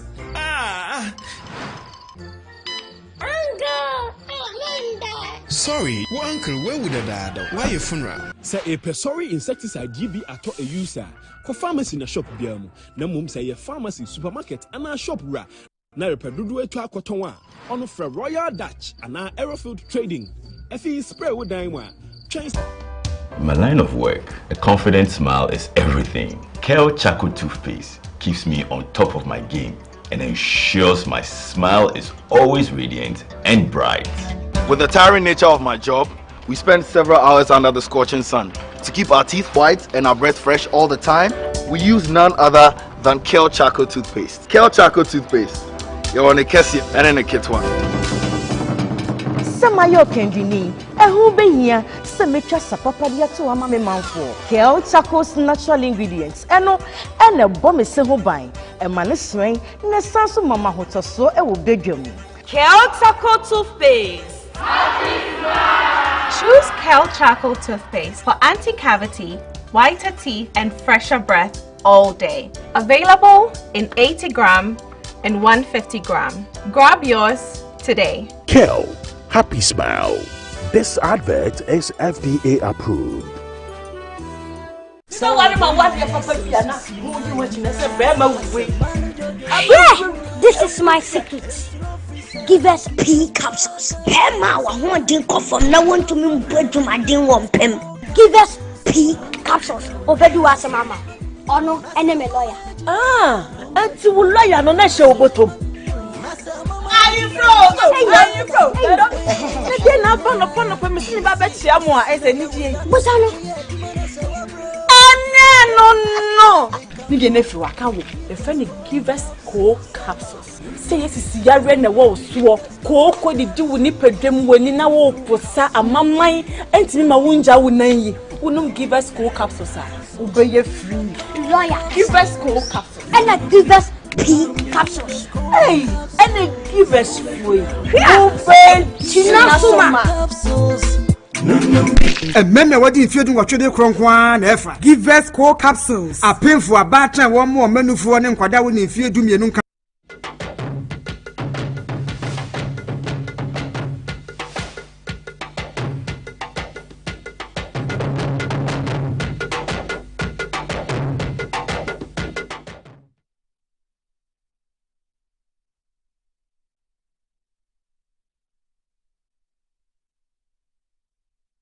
back to the show, and Lawyer Balfour is here, so we just take him straight away. But let me announce this. Arise Save Ghana Now. Now, Arise Ghana is a group led by Prince Derrick Adjei, an NDC activist, and they are having an independent assessment of John Dramani Mahama's government first year in office, and that's occurring tomorrow. Hopefully, I have them in the studio on Thursday to talk about what they saw as the important parts of John Dramani Mahama's government. But Arise Ghana is working tomorrow. They are holding a press conference about 1 year of John Dramani Mahama's government. So we now go to Constitution Review Committee. Do you have the video of the old one? Did they get it? You don't have it there. They are now coming to work on it. Okay, all right, no problem. Let's get it done quickly. It's 22 past 10. Lawyer, please join me, and then you can take this off. And a happy New Year to you, lawyer. Thank you. Is Parliament in session though? No. Oh, you're not. So you are relaxing in Manchester South. Yes. Okay. Constitution Review Committee is the reason why we are here, and I looked at it, and I'm trying them to get the video of my appearance before the Fiajo Committee. When they are ready, they'll tell me. Because you see, the first concern I have with Dr. Prempeh is ready, yeah? Okay. The first conversation I have with Dr. Prempeh and his team is that how do you convince me that you didn't speak to all Ghanaians and that you spoke to most? Fiajo didn't do that. So Fiajo spoke to everyone and opened up public fora across the cities. And so I decided through Clementa Kapam, who was secretary to Raymond Atugube's secretariat, I applied that I want to appear before the committee and speak. In those days, as it is today, I was very concerned about the lack of accountability of our constitution. It doesn't give the executive accountability. So I was arguing for a presidential question time, like the Prime Minister's question time. Like what happens in South Africa? Yes, South Africa happens in South Africa as well. But the Westminster one, where every Wednesday is Prime Minister's question time. An executive president cannot come to Parliament every Wednesday. So I was thinking every quarter, there should be a presidential question time. He speaks under oath, so that those matters that we have made political questions can now become legal questions instead of political questions. And I gave examples to the committee. Flight Lieutenant Rawlings in his days, this is Professor Fiajo, bless him.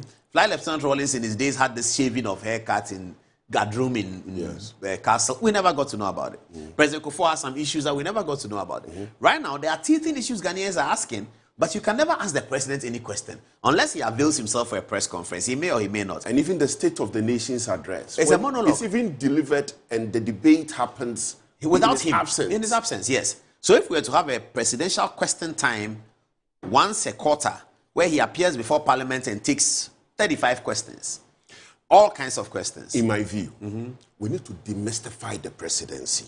Hold on. Let's watch the video. That was 20 what? What Fiajo was? 2011. 2011. Let's look at it. Paul Adomochiri at the committee. Time in the Westminster Parliament in England. With this opportunity, members of Parliament will be able to ask the President direct questions about many national issues so that the electorates do not lose an interest. Implicates Articles 57 and 69 of the Constitution. Articles 57 and 69, and the third one is Article 2. The party chairman of a certain party echoed the views of His Excellency the President, directly elected by the people, when he made comments about another institution of state, and whether it is true that the President had had an illicit affair. Commissioners Apia Menka and Ofori Boateng. Question time in the Westminster Parliament in England. With this opportunity, members of Parliament will be able to ask the President direct questions about many national issues so that the electorates do not lose an interest. Implicates Articles 57 and 69 of the Constitution. Articles 57 and 69, and the third one is Article 2. The party chairman of a certain party echoed the views of His Excellency the President, directly elected by the people, when he made comments about another institution of state, and whether it is true that the President had had an illicit affair. Commissioners Apia Menka and Ofori Boateng. Question time in the Westminster Parliament in England. With this opportunity, members of parliament will be able to ask the president direct questions about many national issues so that the electorates do not lose an interest. Implicates Articles 57 and 69 of the Constitution. Articles 57 and 69, and the third one is Article 2. The party chairman of a certain party echoed the views of His Excellency the President, directly elected by the people, when he made comments about another institution of state, and whether it is true that the President had had an illicit affair. Commissioners Apia Menka and Ofori-Boateng.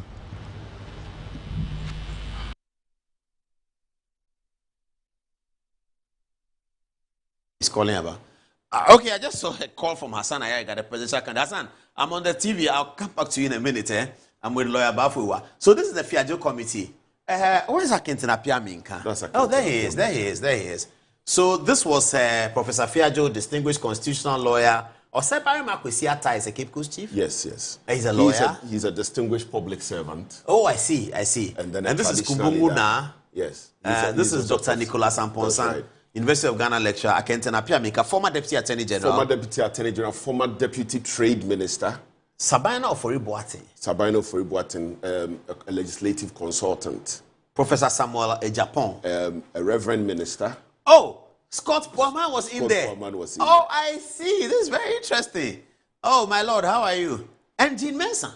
You know, eventual electoral commissioner. Scott Poorman, a great jurist. I see. I mean, when you read it... Is his area constitutional law? I thought it was more contract law. No, he covers all those areas. Okay. I mean, he's a great jurist. I see. When you read his decisions, you get humbled. Wow. And, of course, Professor Raymond Atuguba, who was the secretary. It looks like a very distinguished panel. They did a good job. Very. Okay. And you know, Jean Mensah has been in the policy space for years. For a long time, doing IEA. Yeah. That's right. Let's go over to the new one we have. That's Kwesi Prempeh. And they have been discussing issues of the Constitution for a long time. Okay, this one too. Tanko Amidu is the judge? No, not Justice Amidu. So this is Professor Kwesi Prempeh. What's his background?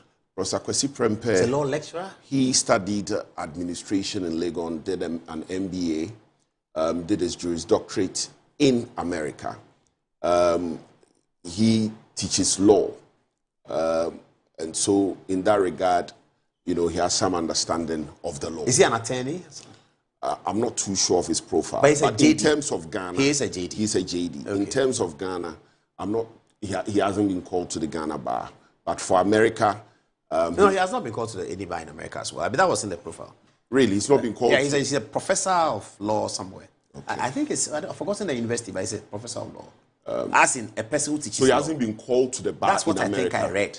He's not an attorney anywhere. Not in New York, not in DC. In Ghana. Yeah, but that will stand to be corrected. But it looks like that. Okay, then you have Dr. Reina Akumperiga, Esquire, lawyer. He teaches at JIMPA. Law, Faculty of Law. Law Faculty, yeah. Then the Justice Sophia Adinyira, former Supreme Court Judge. Then Charlotte Osei, lawyer. Has a very extensive background in business law. Business law? In business law. And well, but Charlotte was NCC. NCC, so and then EC.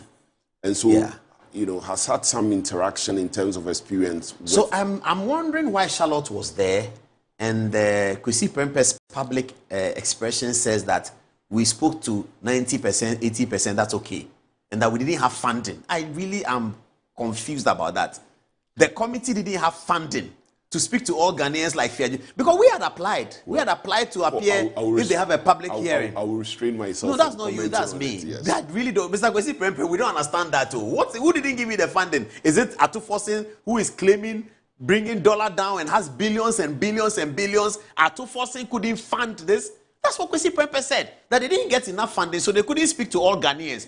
What are you telling us? You didn't get funding.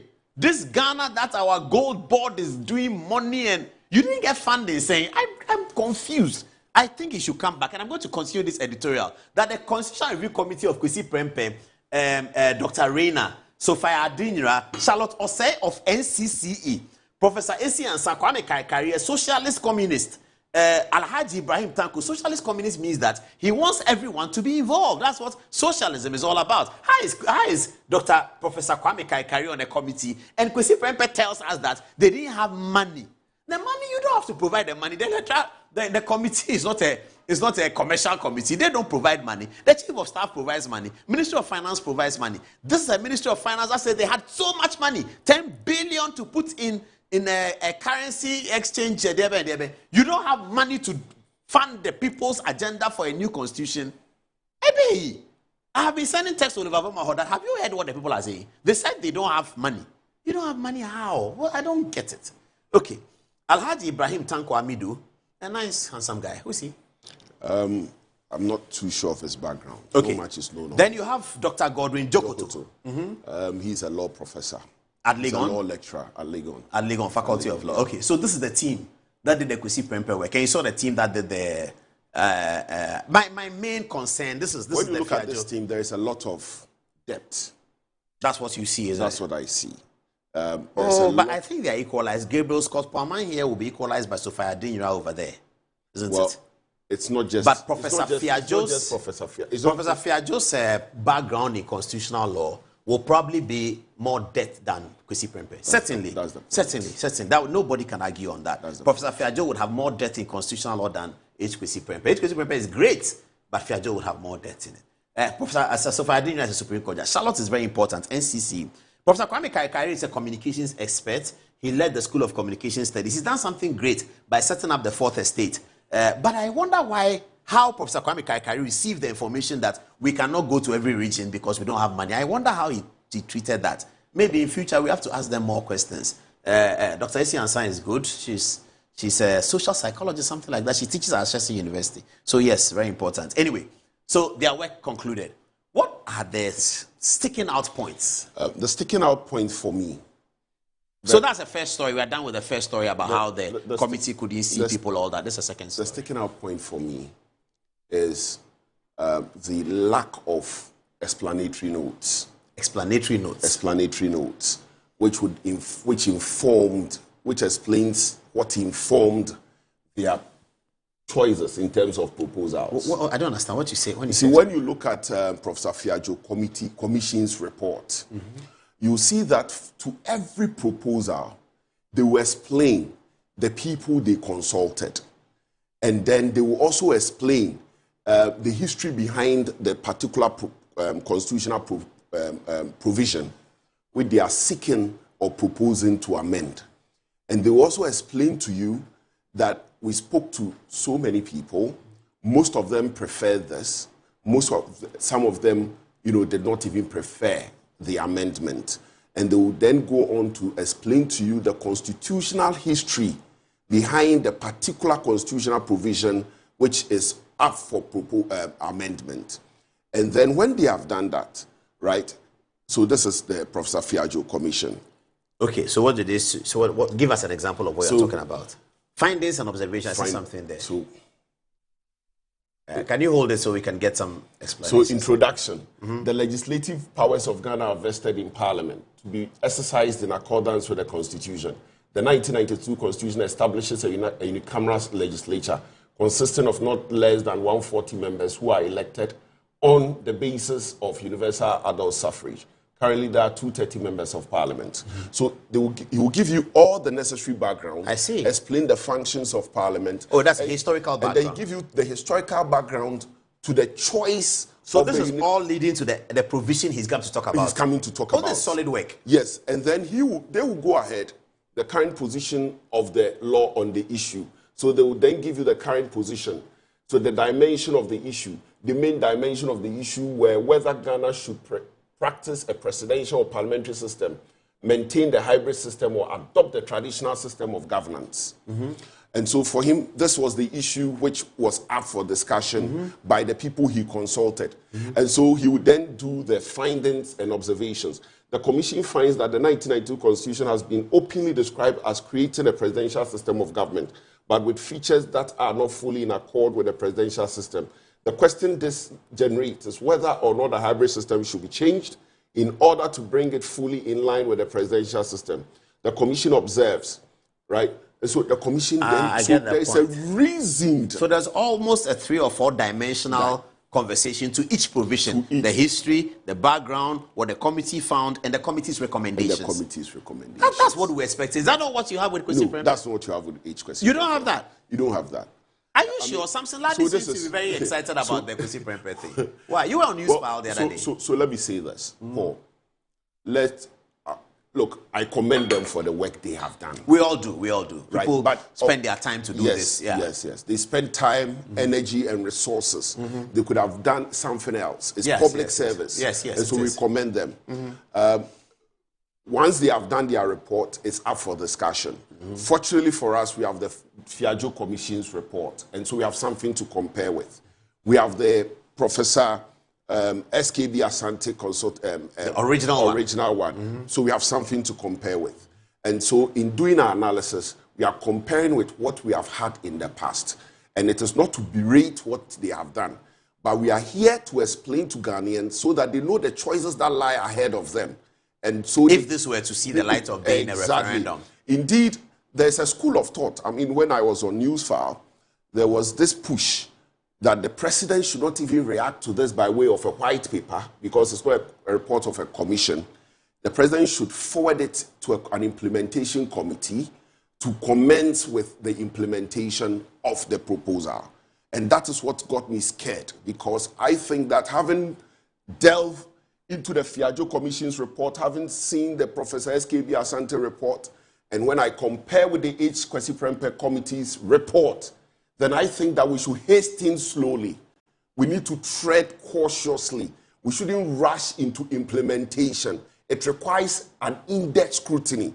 We should be in a position to compare this with the Fiajo Commission's report and make choices. And so we should not limit ourselves to just the H. Kwesi Prempeh's report. The president... Because Fiajo's Commission report is still alive. It's still alive. So the president can add that. That's right. When he's preparing for the implementation. And that is why the president needs a committee to look at this and issue a white paper on it and say that, look, I've compared these two and I'm of the view that we must go with this. Why don't they want the white paper?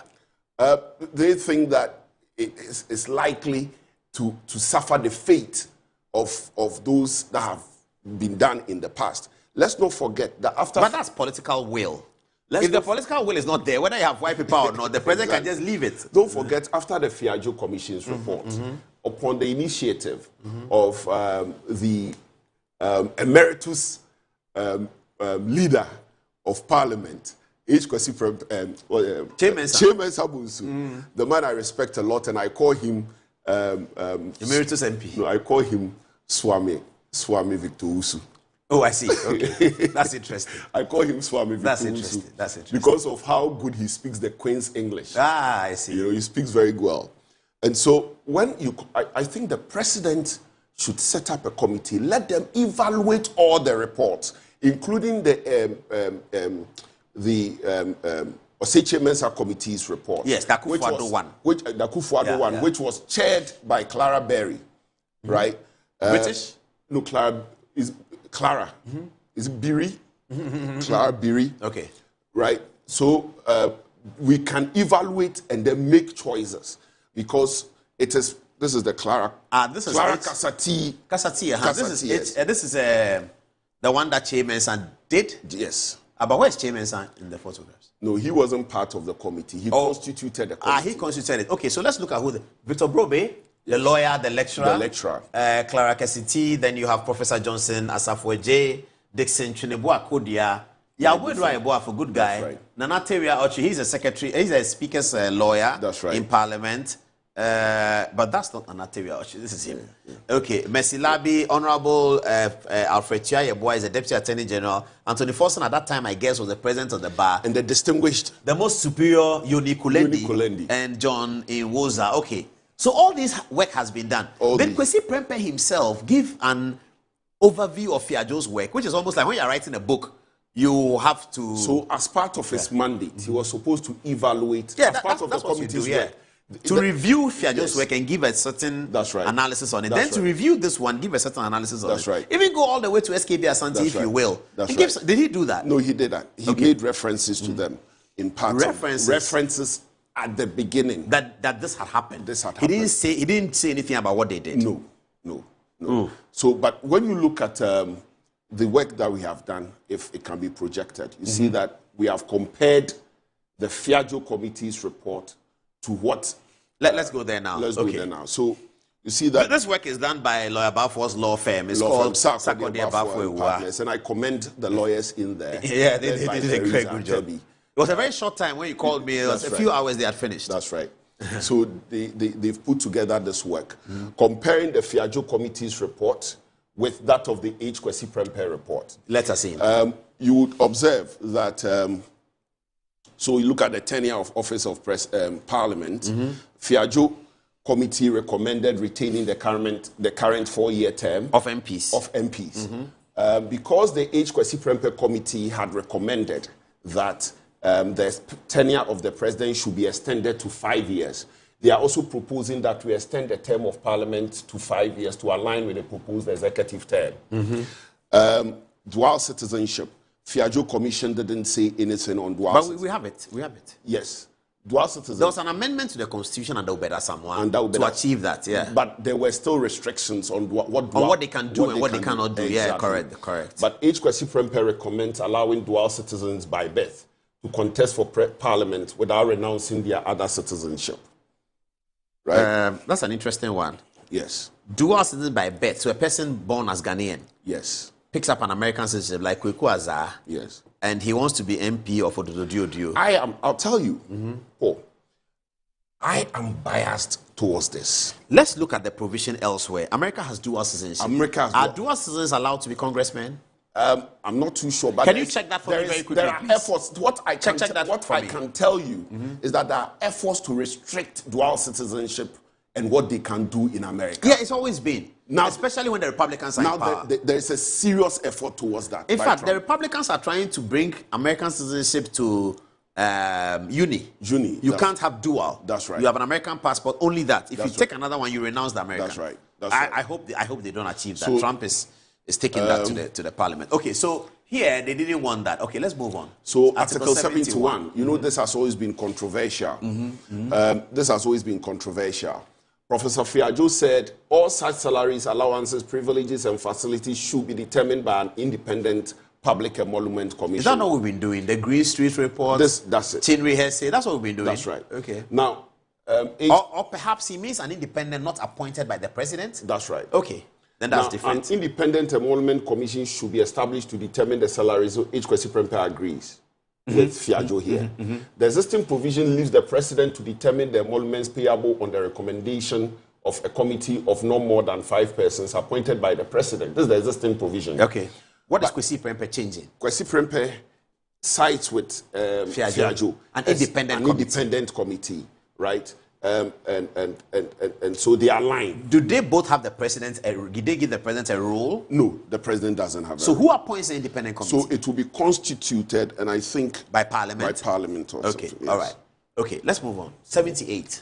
No member of Parliament to be appointed a minister of state, deputy minister, or regional minister. Current mode of appointment should be maintained. Who is asking? So, H. Kwesi Prempeh. He said no member of Parliament to be appointed a minister or member of state or deputy minister or regional minister. Now, Fiajo says, give the president the liberty to appoint ministers from within or outside Parliament. I think that's the better one. That's the better one. And let's spend a bit. But what is the rationale behind? You are not setting up a parliamentary system.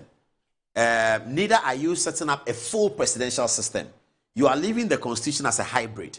Then within the context of hybrid, you are suggesting that no member of parliament should be part of the executive, as it were. So the argument has been the current system does not allow proper oversight. And so to ensure oversight or a more effective oversight, let's decouple. But what the proponents of that position fail to acknowledge is that we may have parliament as parliament. It's like what we say in Akan, that when you see a very vast odun tree, from afar you may think that the branches are all together. But when you get closer, you notice that each branch is on its own. It's the way parliament is. When you come to parliament, even though it is generally parliament, you have the party in majority and you have the party in minority. The party in majority is also normally, or for the entirety of the Fourth Republic, it is the party that also forms government. Do you sincerely think that the majority party in parliament would like to do anything that would mean that in the future their party will not be the government, or their party will not form part of the government, will not be, their person will not be the president? No, I don't understand it. Okay. So, they are hoping that... This is the Kwesi Prempeh people. This is the Kwesi Prempeh. Okay. So let's decouple. When we decouple, Parliament will be in a position to check the executive very well. Based on the existing rules. Based on the existing rules. What are the powers of Parliament currently to check the executive? I am coming, Paul. Yeah. When the current Parliament, right, we are divided into majority and then minority. The majority is also the party that forms government. That is the party that has its person elected as president. It is that person's policies, laws, programs that are coming to Parliament for approval. Oversight would mean that at any given time, you should be in a position to reject what has been brought and say that this one, we reject it because it is inconsistent with proper practice, standards, etc., etc. Right? But Parliament can do that now. Wait. Even if Parliament can do that, how often will the majority say that we are rejecting something that has been brought part of our government? Part of our government. It will not happen. I get it. It will not happen. Because it is out of the manifesto. It is out. So the majority cannot say they won't do it. Even if it's not out of the manifesto, it's the president's decision. The example we have had in recent times, particularly in the 8th Parliament, means that the more you reject some of these things, the more unpopular your government becomes. Yes. And you are likely to go into opposition. Nobody wants its party or its government to be in opposition. Oh, okay. So if you have that, you're going to have a strict tackling of policy from minister, and it may occasion a rejection of the policy, like the e-levy, based on the numbers. Exactly. Now, the majority party, even though they are not part of the executive, they will not do that. So that oversight you are looking for, you have not thought about it well. You have not thought about it well. Absolutely. There's no, because we are so partisan. Everyone wants its party to be in government. Professor Kwame Kaikai may argue that it is this partisanship that they want to diminish. But that it will not be diminished by the decoupling. What we need to do to diminish or to ensure proper oversight is that the majority is not likely to hold the government's feet to the fire. It's the minority. It is the minority. Yeah. Create the necessary environment in Parliament to enable the minority to do that. Don't forget that the majority invariably determines who becomes the Speaker of Parliament. Yes, correct. The majority will invariably determine who becomes the second Deputy Speaker of Parliament, the first Deputy Speaker of Parliament. And in fact, when they have the numbers, they can even decide who becomes the second Deputy Speaker of Parliament. 8th Parliament. And so even when you rise to speak, you have to catch the Speaker's eye. Even when you are in the ruling party, that is the majority, and you are deemed to be somebody who is constantly against the government, you may never catch the Speaker's eye. And so you can't even speak to the issues on the floor of Parliament. Well, I see your point, but I'm still in Professor Kwame Kaikai's mind. We are all looking for a better democratic system. The malady of partisanship is something that we are concerned about. Couldn't they be using this process to cure that malady? No. The malady can be cured by creating the necessary environment for the minority to have their say, and the people of Ghana will judge. You see, governance is not like litigation, where I win, you lose. Governance is about cooperation, and the people become the better judges at the end of the day. And so create the environment for opposing voices to have their say. I'll give you an example. Somebody sent me a text here. If you may indulge me. Okay, yeah, go on with that. It's about the... Yeah, go on. When you look at Parliament, how do we perform oversight? Parliament performs oversight, right, through debates, by asking questions, right? Summoning ministers for questions, that's what you mean? Yes, summoning ministers for questions, through committees' work, okay, through the work of committees and then statements on the floor, okay. Now, we should look at how best we can create the enabling environment for the minority to have their say. I stand, my position is that when you look at Parliament now, the classic example of a committee that has offered the minority a voice is the Public Accounts Committee. Because it's chaired by the minority. Since day one. Exactly. That's very sensible. You understand? Yeah. And so if we want to create proper oversight, we should identify all the accountability committees in Parliament and let the minority Didn't chair. Speaker Bagbin do one? They have Blackwell one. What is it called? The Value for Money audit. the governance assurance. Government The one at Blackwell was chairing when they were in opposition. Government assurance. Yeah. There's also the budget committee. I stand to be corrected. So let all those committees that are led by the minority should be led by the should be minority. strengthened. Now, if you have a video, we can see, if you can project, we can see an instance of the Public Accounts Committee work. Yeah. And then compare it to the work, for instance, of the Appointments Committee, Very which good is chaired by the majority. Yeah. The first deputy speaker can tell you that I will not allow you to talk. Yeah. And you can't say anything. You have two questions. The thing is being beamed on television. He doesn't care. He doesn't care. Yeah. And so when the majority chairs a committee, therein lies the potential. Therein lies the potential. When you see the potential of a partisan situation. Of partisanship, and the evidence abound, consistent partisanship, when the majority chairs a committee, because their person is coming for vetting. So you recommend that the Appointments Committee be even chaired by minority? The Appointment Committee should be chaired by minority. Maybe the second deputy speaker rather than the first deputy speaker. Exactly. Hey, that's interesting. That's interesting. Create the environment for the minority to have its say, because the minority is likely to do better scrutiny. As you talk, I can hear people say, listen to Bafo. One day you will show up there as a nominee of the president and you will regret saying that it should have been the minority chaired. You're sure? Don't underestimate the intelligence of Ghanaians.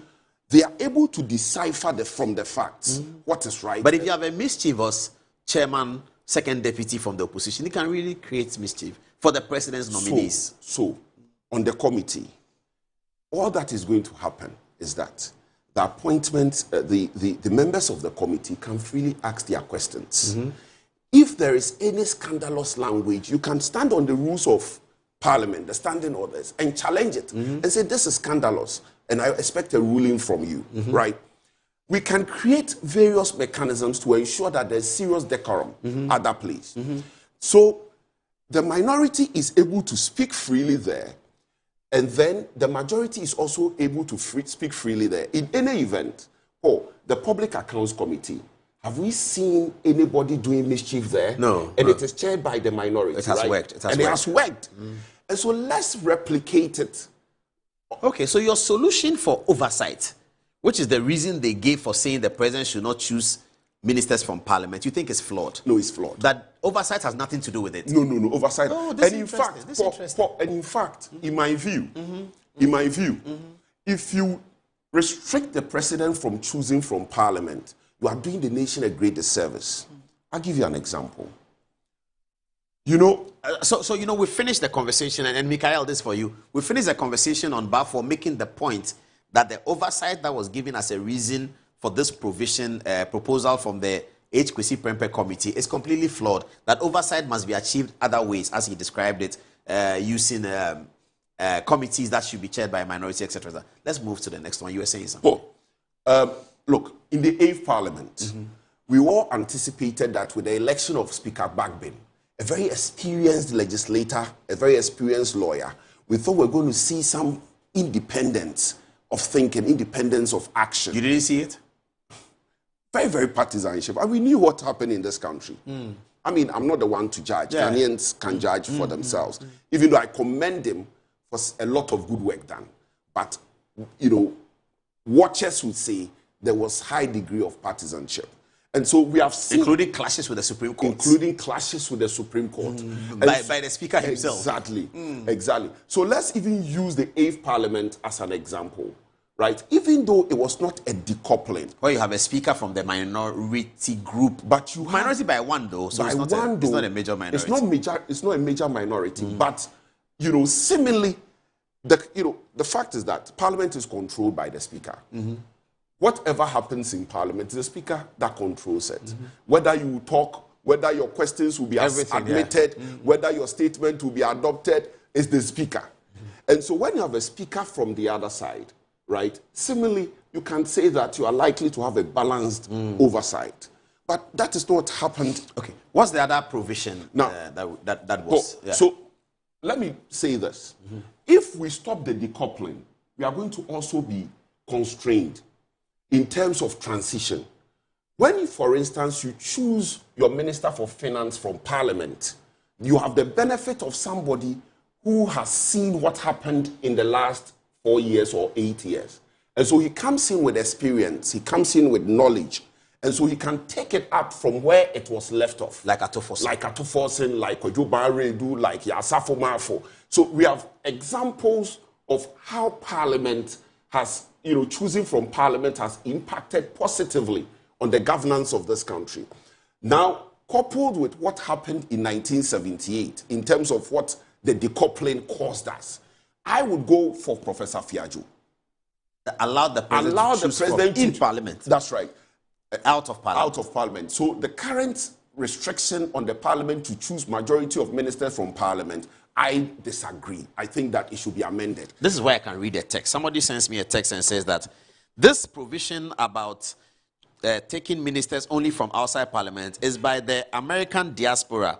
Kweku Azar and H. Kwesi Prempeh both want to be ministers. This is not our view. They want to be ministers in the government, but they don't want to go to Parliament. This is the problem. So they should actually get ready and go to Parliament. Another text is suggesting that our video was weird. I'm sorry about that.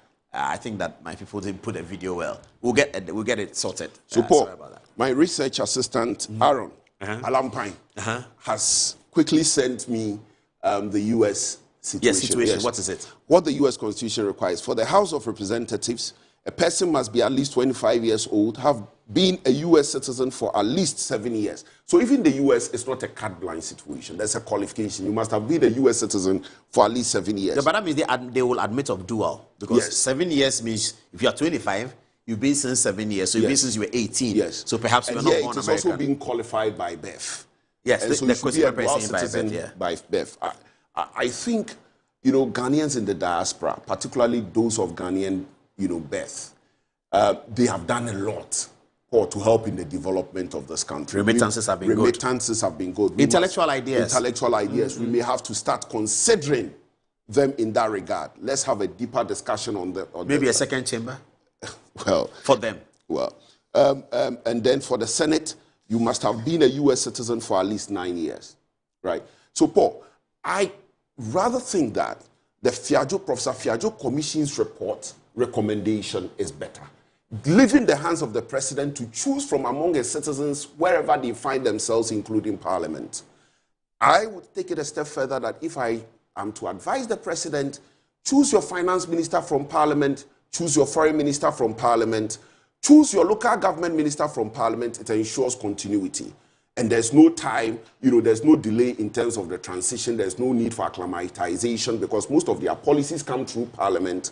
And so if you choose from, for instance, the select committees of Parliament, you are likely to have somebody who will pick it up and run with it like Atufosin has done, like Baredu did. So president should be given the liberty. Should be given the liberty. Now, so you can have 60 ministers and choose 3 from Parliament. That's okay? Yes, that's okay. That's okay. But to say that you can't choose from Parliament at all, to the extent that even if you resign from Parliament just to put yourself up for appointment as a minister, right, you are barred for 4 years or for the duration of the government. That's the from coming back to Parliament? From being appointed as a minister. I don't understand. So you're a member of Parliament. You are considering resigning so that you can be appointed as a minister. Now, the H. Kwesi Prempeh committee is proposing that you should be barred once you resign for the duration of that term. You should be barred from being contesting in the by-election from if there is being one. appointed as a minister. I so for the 9th Parliament, I'm a member of Parliament. And then you, Paul, the President of the Republic of Ghana, right? I'm putting myself up for... But why don't you wait for me to appoint you before you resign?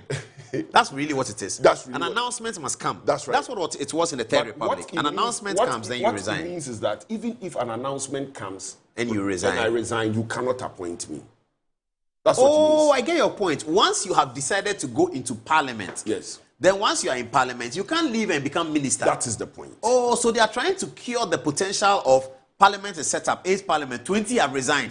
Just and they have 20 by-elections. Exactly. Oh, that's what they were trying to cure. That's what they're trying to cure. That's what they're... But it's overly punishing of somebody who sacrifices himself to represent his people. I think that is the highest form of politics. Yes. I had a conversation with Nana Akufo-Addo one day. He told me that, he's very British-oriented, that the highest representation of politics is to represent a certain group of people. He doesn't understand politicians who don't want to do that. He had a big argument with me, Look, I make this argument and people tell me that the circumstances are different. But I disagree with them. Really, if you want to be a politician. When you go to the Westminster, the MPs, they are all the ministers, they are MPs. All are MPs. All of them are MPs. And they are delivering social good, they are delivering social services. Everything. Accountability. Go to Singapore. But we did it in Ghana. And in Nkrumah's first government, everybody was a member of Parliament. Exactly. And so, why are we so afraid of that system? I don't know why this is. We're so afraid of the Westminster system. I don't know why. The problem is oversight. The effectiveness of oversight is not because, or the absence of proper oversight, it's not because of the current system. It is because of the way things are structured inside Parliament. And that is supposed to be cured, in my view, by the standing orders. You can choose to use the Constitution. However, it doesn't lie in the decoupling of Parliament.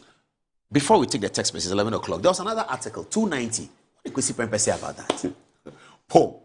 So, 290, the H. Kwesi Prempeh Committee is now proposing to restructure the amendment provisions of the Constitution. How?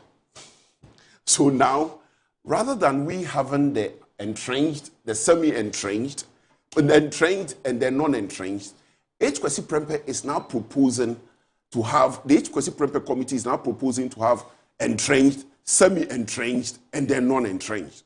So now they are proposing that some of the entrenched provisions should become semi-entrenched, whereby it can be amended by 75% of Parliament. But curiously, whilst it is on the table for us to consider the extension of the presidential term from 4 years to 5 years, that is Article 66, Clause 1, right? Article 66, Clause 1 moves from entrenched, doesn't find its way in semi-entrenched, but rather finds its way in non-entrenched. Oh, they want to change entrenched provisions to non-entrenched. Contrary to the provisions, the ideas of the framers of the Constitution. That's right. I must put this on record. Is that correct? Can they do that? Yes. Can a review do that? That's the proposal they are putting forward. I mean, Paul, you see, I must put this on record. I engage H. Kwesi Prempeh on Facebook. From the narrative or from the discussions, it appears that their original thinking was to make Article 66, Clause 1 semi-entrenched rather than non-entrenched. But it doesn't find expression in their proposal. In their proposal, it finds expression in the non-entrenched provision. That shows that there is even a problem with the proposal they've sent to the president. Right? There's even a problem with the proposal they've sent to the president. And that is why that proposal cannot be rushed. Because there are a lot of such, if you like, challenges in the proposal. So it cannot be rushed. Paul, a constitution is like a human body. We should thank God that the 1992 constitution has worked for over 30 years. The reason is that not every constitution from the outset get to work in the manner which ours did. Ours has done. Kenya had problems. Cote d'Ivoire had problems. And a couple of other countries have had problems. And so when yours have worked, you have to be careful where you touch it. Because, you see, I compared it to the human body. The human body, when you want to, a constitutional amendment is like an organ transplant. You want to remove one organ and replace it with other. Scientists will tell you that sometimes the human body will reject it, right? And so not every amendment may work. And so you need to take your time, right? Once what you have is working, whatever you are going to touch, you need to be careful to ensure that it is something that is really not working. For instance, Article 146, right? The removal of justices. We have had a problem. That is where the removal of the EC also finds expression. We have had a problem. And so that one, we can touch it. For instance, we have had problems with Galamsey. We have had problems with Galamsey. I think that it's also because of the way mineral rights ownership is structured in our constitution. The constitution says that the mineral rights of this country is vested in the president for and on behalf of the people. Meanwhile, the land belongs to somebody, a chief, a family, or someone. Now, I own the land. You say that the minerals in there belongs to the president. And so even though I own the land, the minerals belongs to the president. Few people might wait for the president to give out the license to mine the mineral. In their space. In their space. They'll go ahead and mine it. They'll go ahead and mine it. And so, for instance, this week I've heard a proposal from the National House of Chiefs that we should consider giving 1%, right, of mineral royalties to wherever the minerals are located. I support it. I think that we need to find a way to bring the owners of the land into the ownership of the minerals or the management of the minerals. I think that there's the need to amend that provision of the Constitution to respond to the changing times and the crisis of Galamsey, right? Another point that we probably may want to consider is the way we do our budget, right? The Constitution says that our budget may be program-based or activity-based. I think that the program-based doesn't allow for proper oversight. Because if you come and you say you are going to do Nkoko Kete, you need 30 million cedis for Nkoko Kete. How do I scrutinize it? Right? But if it is activity-based, and I know that for the Nkoko Kete project, you are proposing to do A, B, C, D, okay? Then I will be able to scrutinize it, comparing it to other things that prevail on the market. To say that this is exaggerated, this is excessive, we think that this is within range, and then we can come up with better proposals. You've heard Kojo Oppong-Nkrumah, for instance, on countless occasions, demanding that the policy documents underpinning some of these of the government policies should be submitted to Parliament. Till date, we don't know them. Yet, you don't have a policy document for 24-hour? No, the 24-hour economy, we are yet to have it. It's been brought. Yes, it's been brought.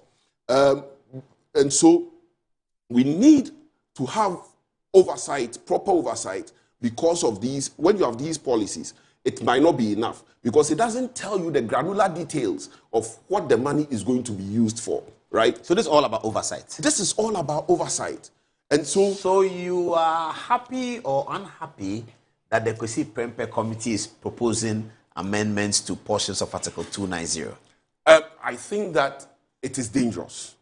Sitting in this country, we have never had any problem with Article 290. We have to be careful. How many articles are they proposing amendments to? It's in excess of 100. Of the 298? Of the 298. It's a lot. About 100? About 33% so far. They want amended? About 33%. I stand to be corrected, but so far... Including retirement age, I read that. Yes. They want it to increase from 60 to what? No, I've not adverted my mind to that one. I've seen that on social media. I've not adverted my mind to that one. But Paul, this is the point. Go on. This is the point. We need to tread cautiously. Why are we proposing 290, an amendment to 290? That is why I think it's a Trojan horse.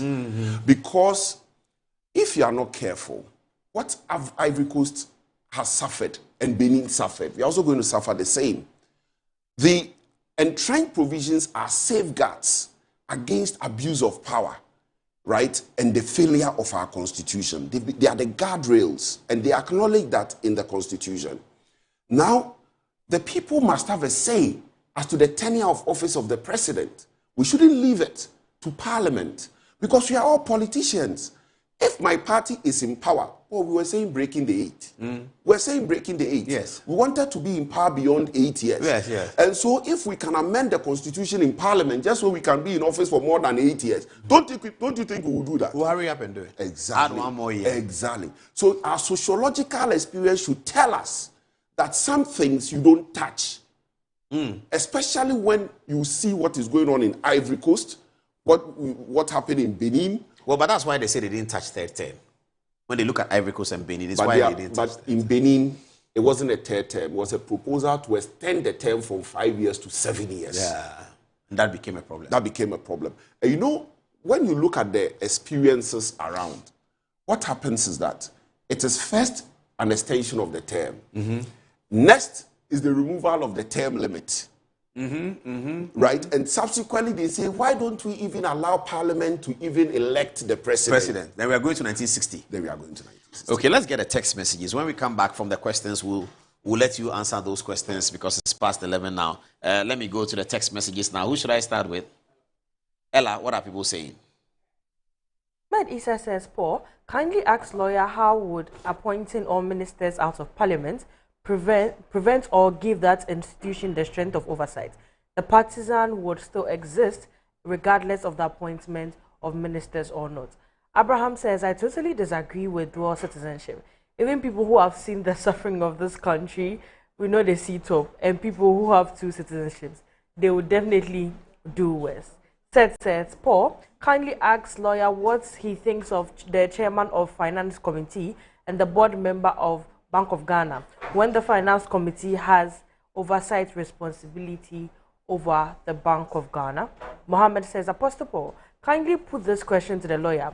When will this wrong be righted? Article 58 indicates that executive authority of Ghana shall be vested in the president. However, Article 93 of the 1992 Constitution vests the power of authority of Parliament and the House of Parliament, not the Speaker, and the legislature where power resides with the judiciary and not the Chief Justice. Is this not discriminatory? If I may ask the lawyer and the Constitution Review Committee, can this be corrected? This is discrimination against two other arms of government, and the legislature, the end of the judiciary where it is believed, will end with judiciary where it is believed, that they operate independently, but they have their independence. We definitely need to look at this. Lastly, from Mohammed, he says, Paul, kindly ask lawyer, how would appointing all ministers out of Parliament prevent the institutions from having the strength of oversight?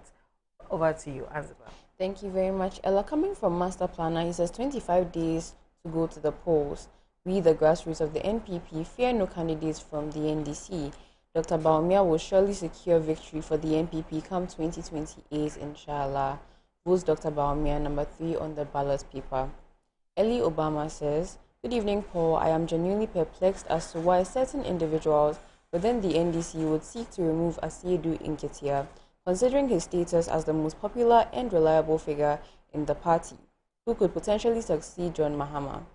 We, the NPP supporters, are eagerly awaiting the NDC's decision to present Asiedu, Grandma, or another candidate so that Dr. Baumia can demonstrate his superiority. Coming from Kwame Intri, he says, Paul, we can't understate the importance of having stabilized currency. The fluctuations we saw in the past made it difficult for businesses to plan or forecast effectively. That said, I agree that the government now needs to turn its focus towards delivering on its other promises. Still, the progress on currency stabilization deserves recognition. It was achieved through deliberate policy measures and not by chance. Lastly, coming from Ellie Obama again, he says, Mr. Paul, kindly extend my New Year greetings to my boss and leader, Lawyer Bafo. We hold him in high esteem. Over to you, Paul. Text from Hassan Ayariga, and that's why he was calling me earlier. And he has some very harsh words to express. Hassan Ayariga says, the committee did a poor job, and it is unacceptable for them to later complain about lack of resources. If they were not given adequate resources to do proper consultations and deliver quality work, the responsible action would have been to suspend or halt the process and formally notify the president and the public. Proceeding under such constraints and producing a flawed outcome cannot be justified. National reforms cannot be handled halfway. They require seriousness, transparency, and full stakeholder engagement. Thank you, Hassan Ayariga. I agree with him on all fours on this one. I don't agree the committee did a poor job, though. I don't agree on that. I can't use that expression for the job the committee did. That's his word. But I generally agree with him on what the committee should have been doing. If indeed they didn't have resources, they should have just told the president that if you can't give us resources, we can't do the work. What do you think? We shouldn't be too quick to dismiss the effort of people who render public services. And so I think that, contrary to what Mr. Hassan Ayariga has said, I would urge him to be cautious in terms of his choice of words. I mean, it is not easy to sacrifice for the public good. And in that regard, we need to commend H. Kwesi Prempeh's committee. However, if we interrogate it and we think that some aspects are good, we can, move on with them. And those that are not good, we can, abandon them. Especially because this is a constitutional reform proposal. We are not likely to go with everything. Assuming you are even going for a referendum, how are we going to have everything listed?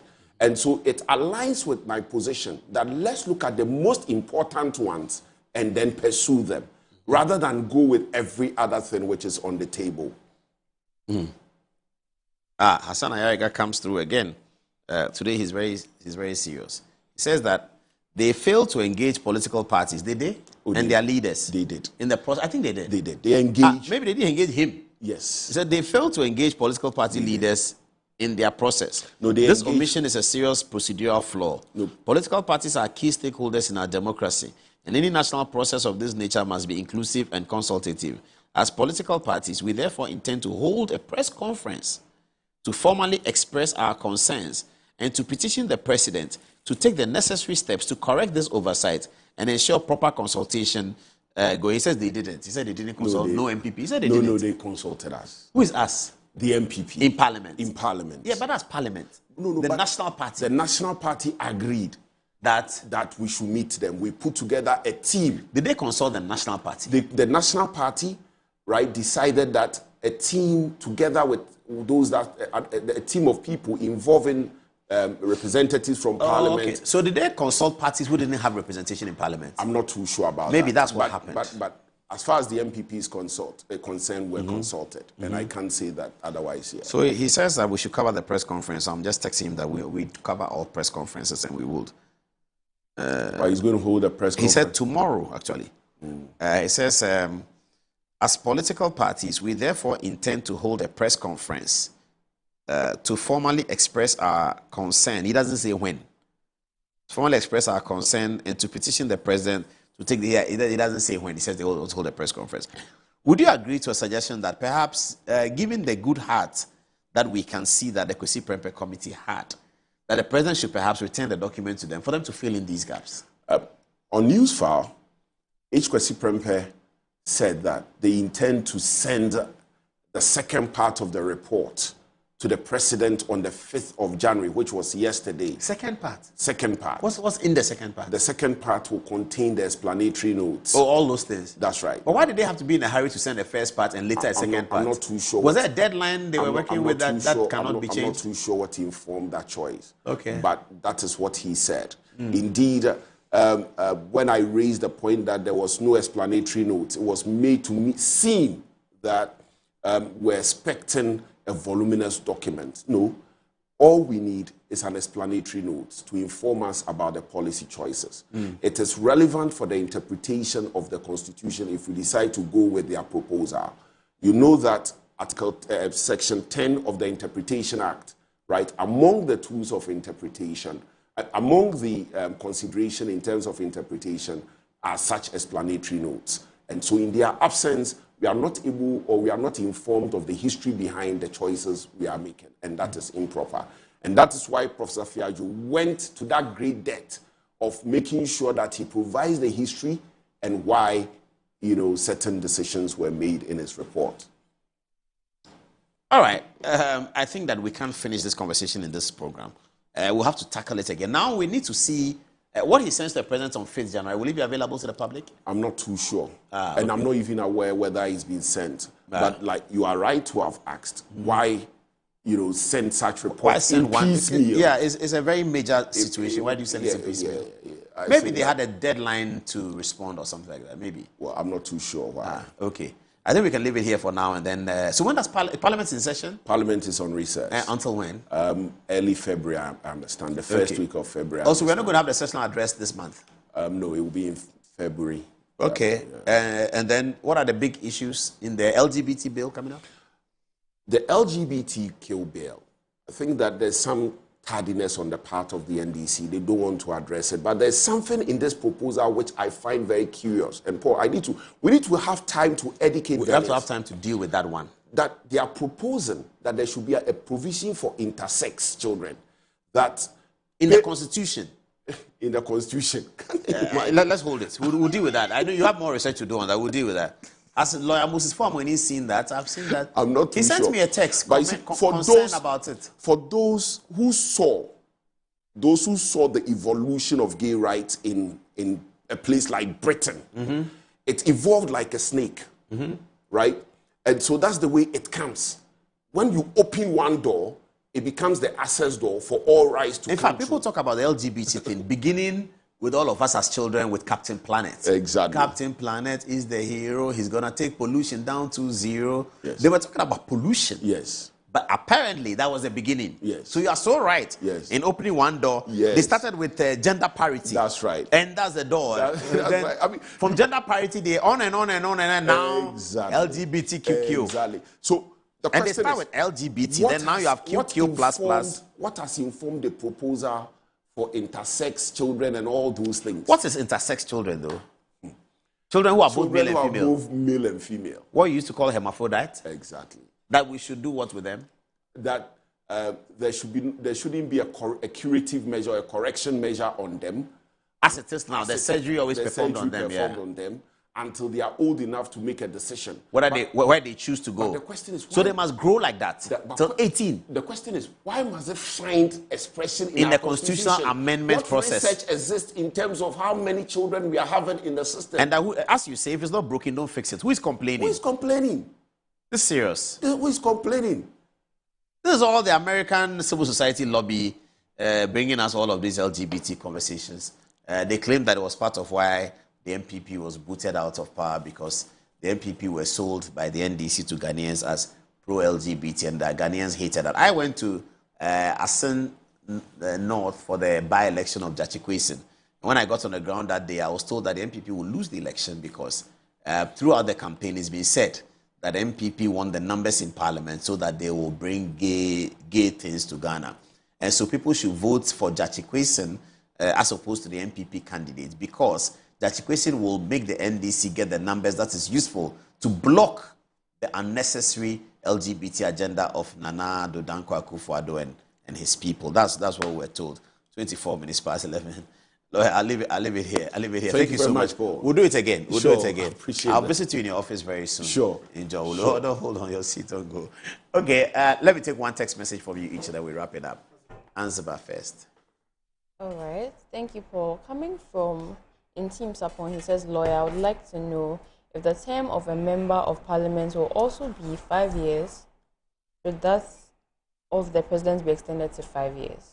Thank you, Ella. Do you have anything for us? Right. So this one is from Iram. It is concerning the last issue we discussed about Gold Board. He says, what analysis, how can you confidently suggest that smuggling reduces just because of Gold Board? What is the proof that supports this? Back to you. One message comes from a student in London. Prince, he usually watches our program from a student desk in the United. He says, the problem with H. Kwesi Prempeh is that he appears to be too egotistic. I don't know about that. I don't think that's correct, though. And sort of an all-knowing and averse to criticism. Oh, I don't know that too, Prince. These are the views of Prince. Kwesi Prempeh is a nice guy. I know him a bit from CDD. I think he's a nice guy. He admitted in one of our engagements on the issue of on FB that the report is riddled with errors and that what they submitted to the president was a preliminary report. I asked him why a preliminary report will be submitted to the president instead of a final one, which has always been the practice. He's yet to resolve that puzzle. See attached. Okay, so he sends me attached. H. Kwesi Prempeh speaking on Facebook. That's an error. The additional minister is supposed to be the Attorney General, not the Foreign Affairs Minister, who, as you rightly point out, is already a member of the NCC NSC, National Security Council, I think. There are a few such errors in the preliminary report. It's a question that begs asking, what is a preliminary report being sent to a president? And it shows off something bad. And supporters of the committee's work are already pushing the preliminary report that was sent should be implemented. Exactly. The preliminary report. Exactly. We should implement a preliminary report. When the authors of the report themselves, tomorrow I'll be texting Sam Saladi about this. Why are we implementing a report that is preliminary?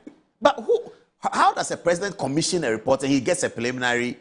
Did the president know that what he's getting is preliminary? Akufo-Addo would have been upset by that. He would have told them that, why are you bringing me a preliminary report? I'm not too sure whether the president was informed that it was preliminary. But if it's preliminary, why is Kwesi Prempeh telling the general public? Does the president know? Does the presidency know? You said they said they were going to present one on the 5th. Yes. Tomorrow, I'll get my reporter at the Jubilee House to ask Shamima Muslim if the report has come, and then we will see how it goes. That's it for Good Evening Ghana. First show of the year. It's always a pleasure coming your way. It's going to be good this year, by the grace of God. Thank you and good night.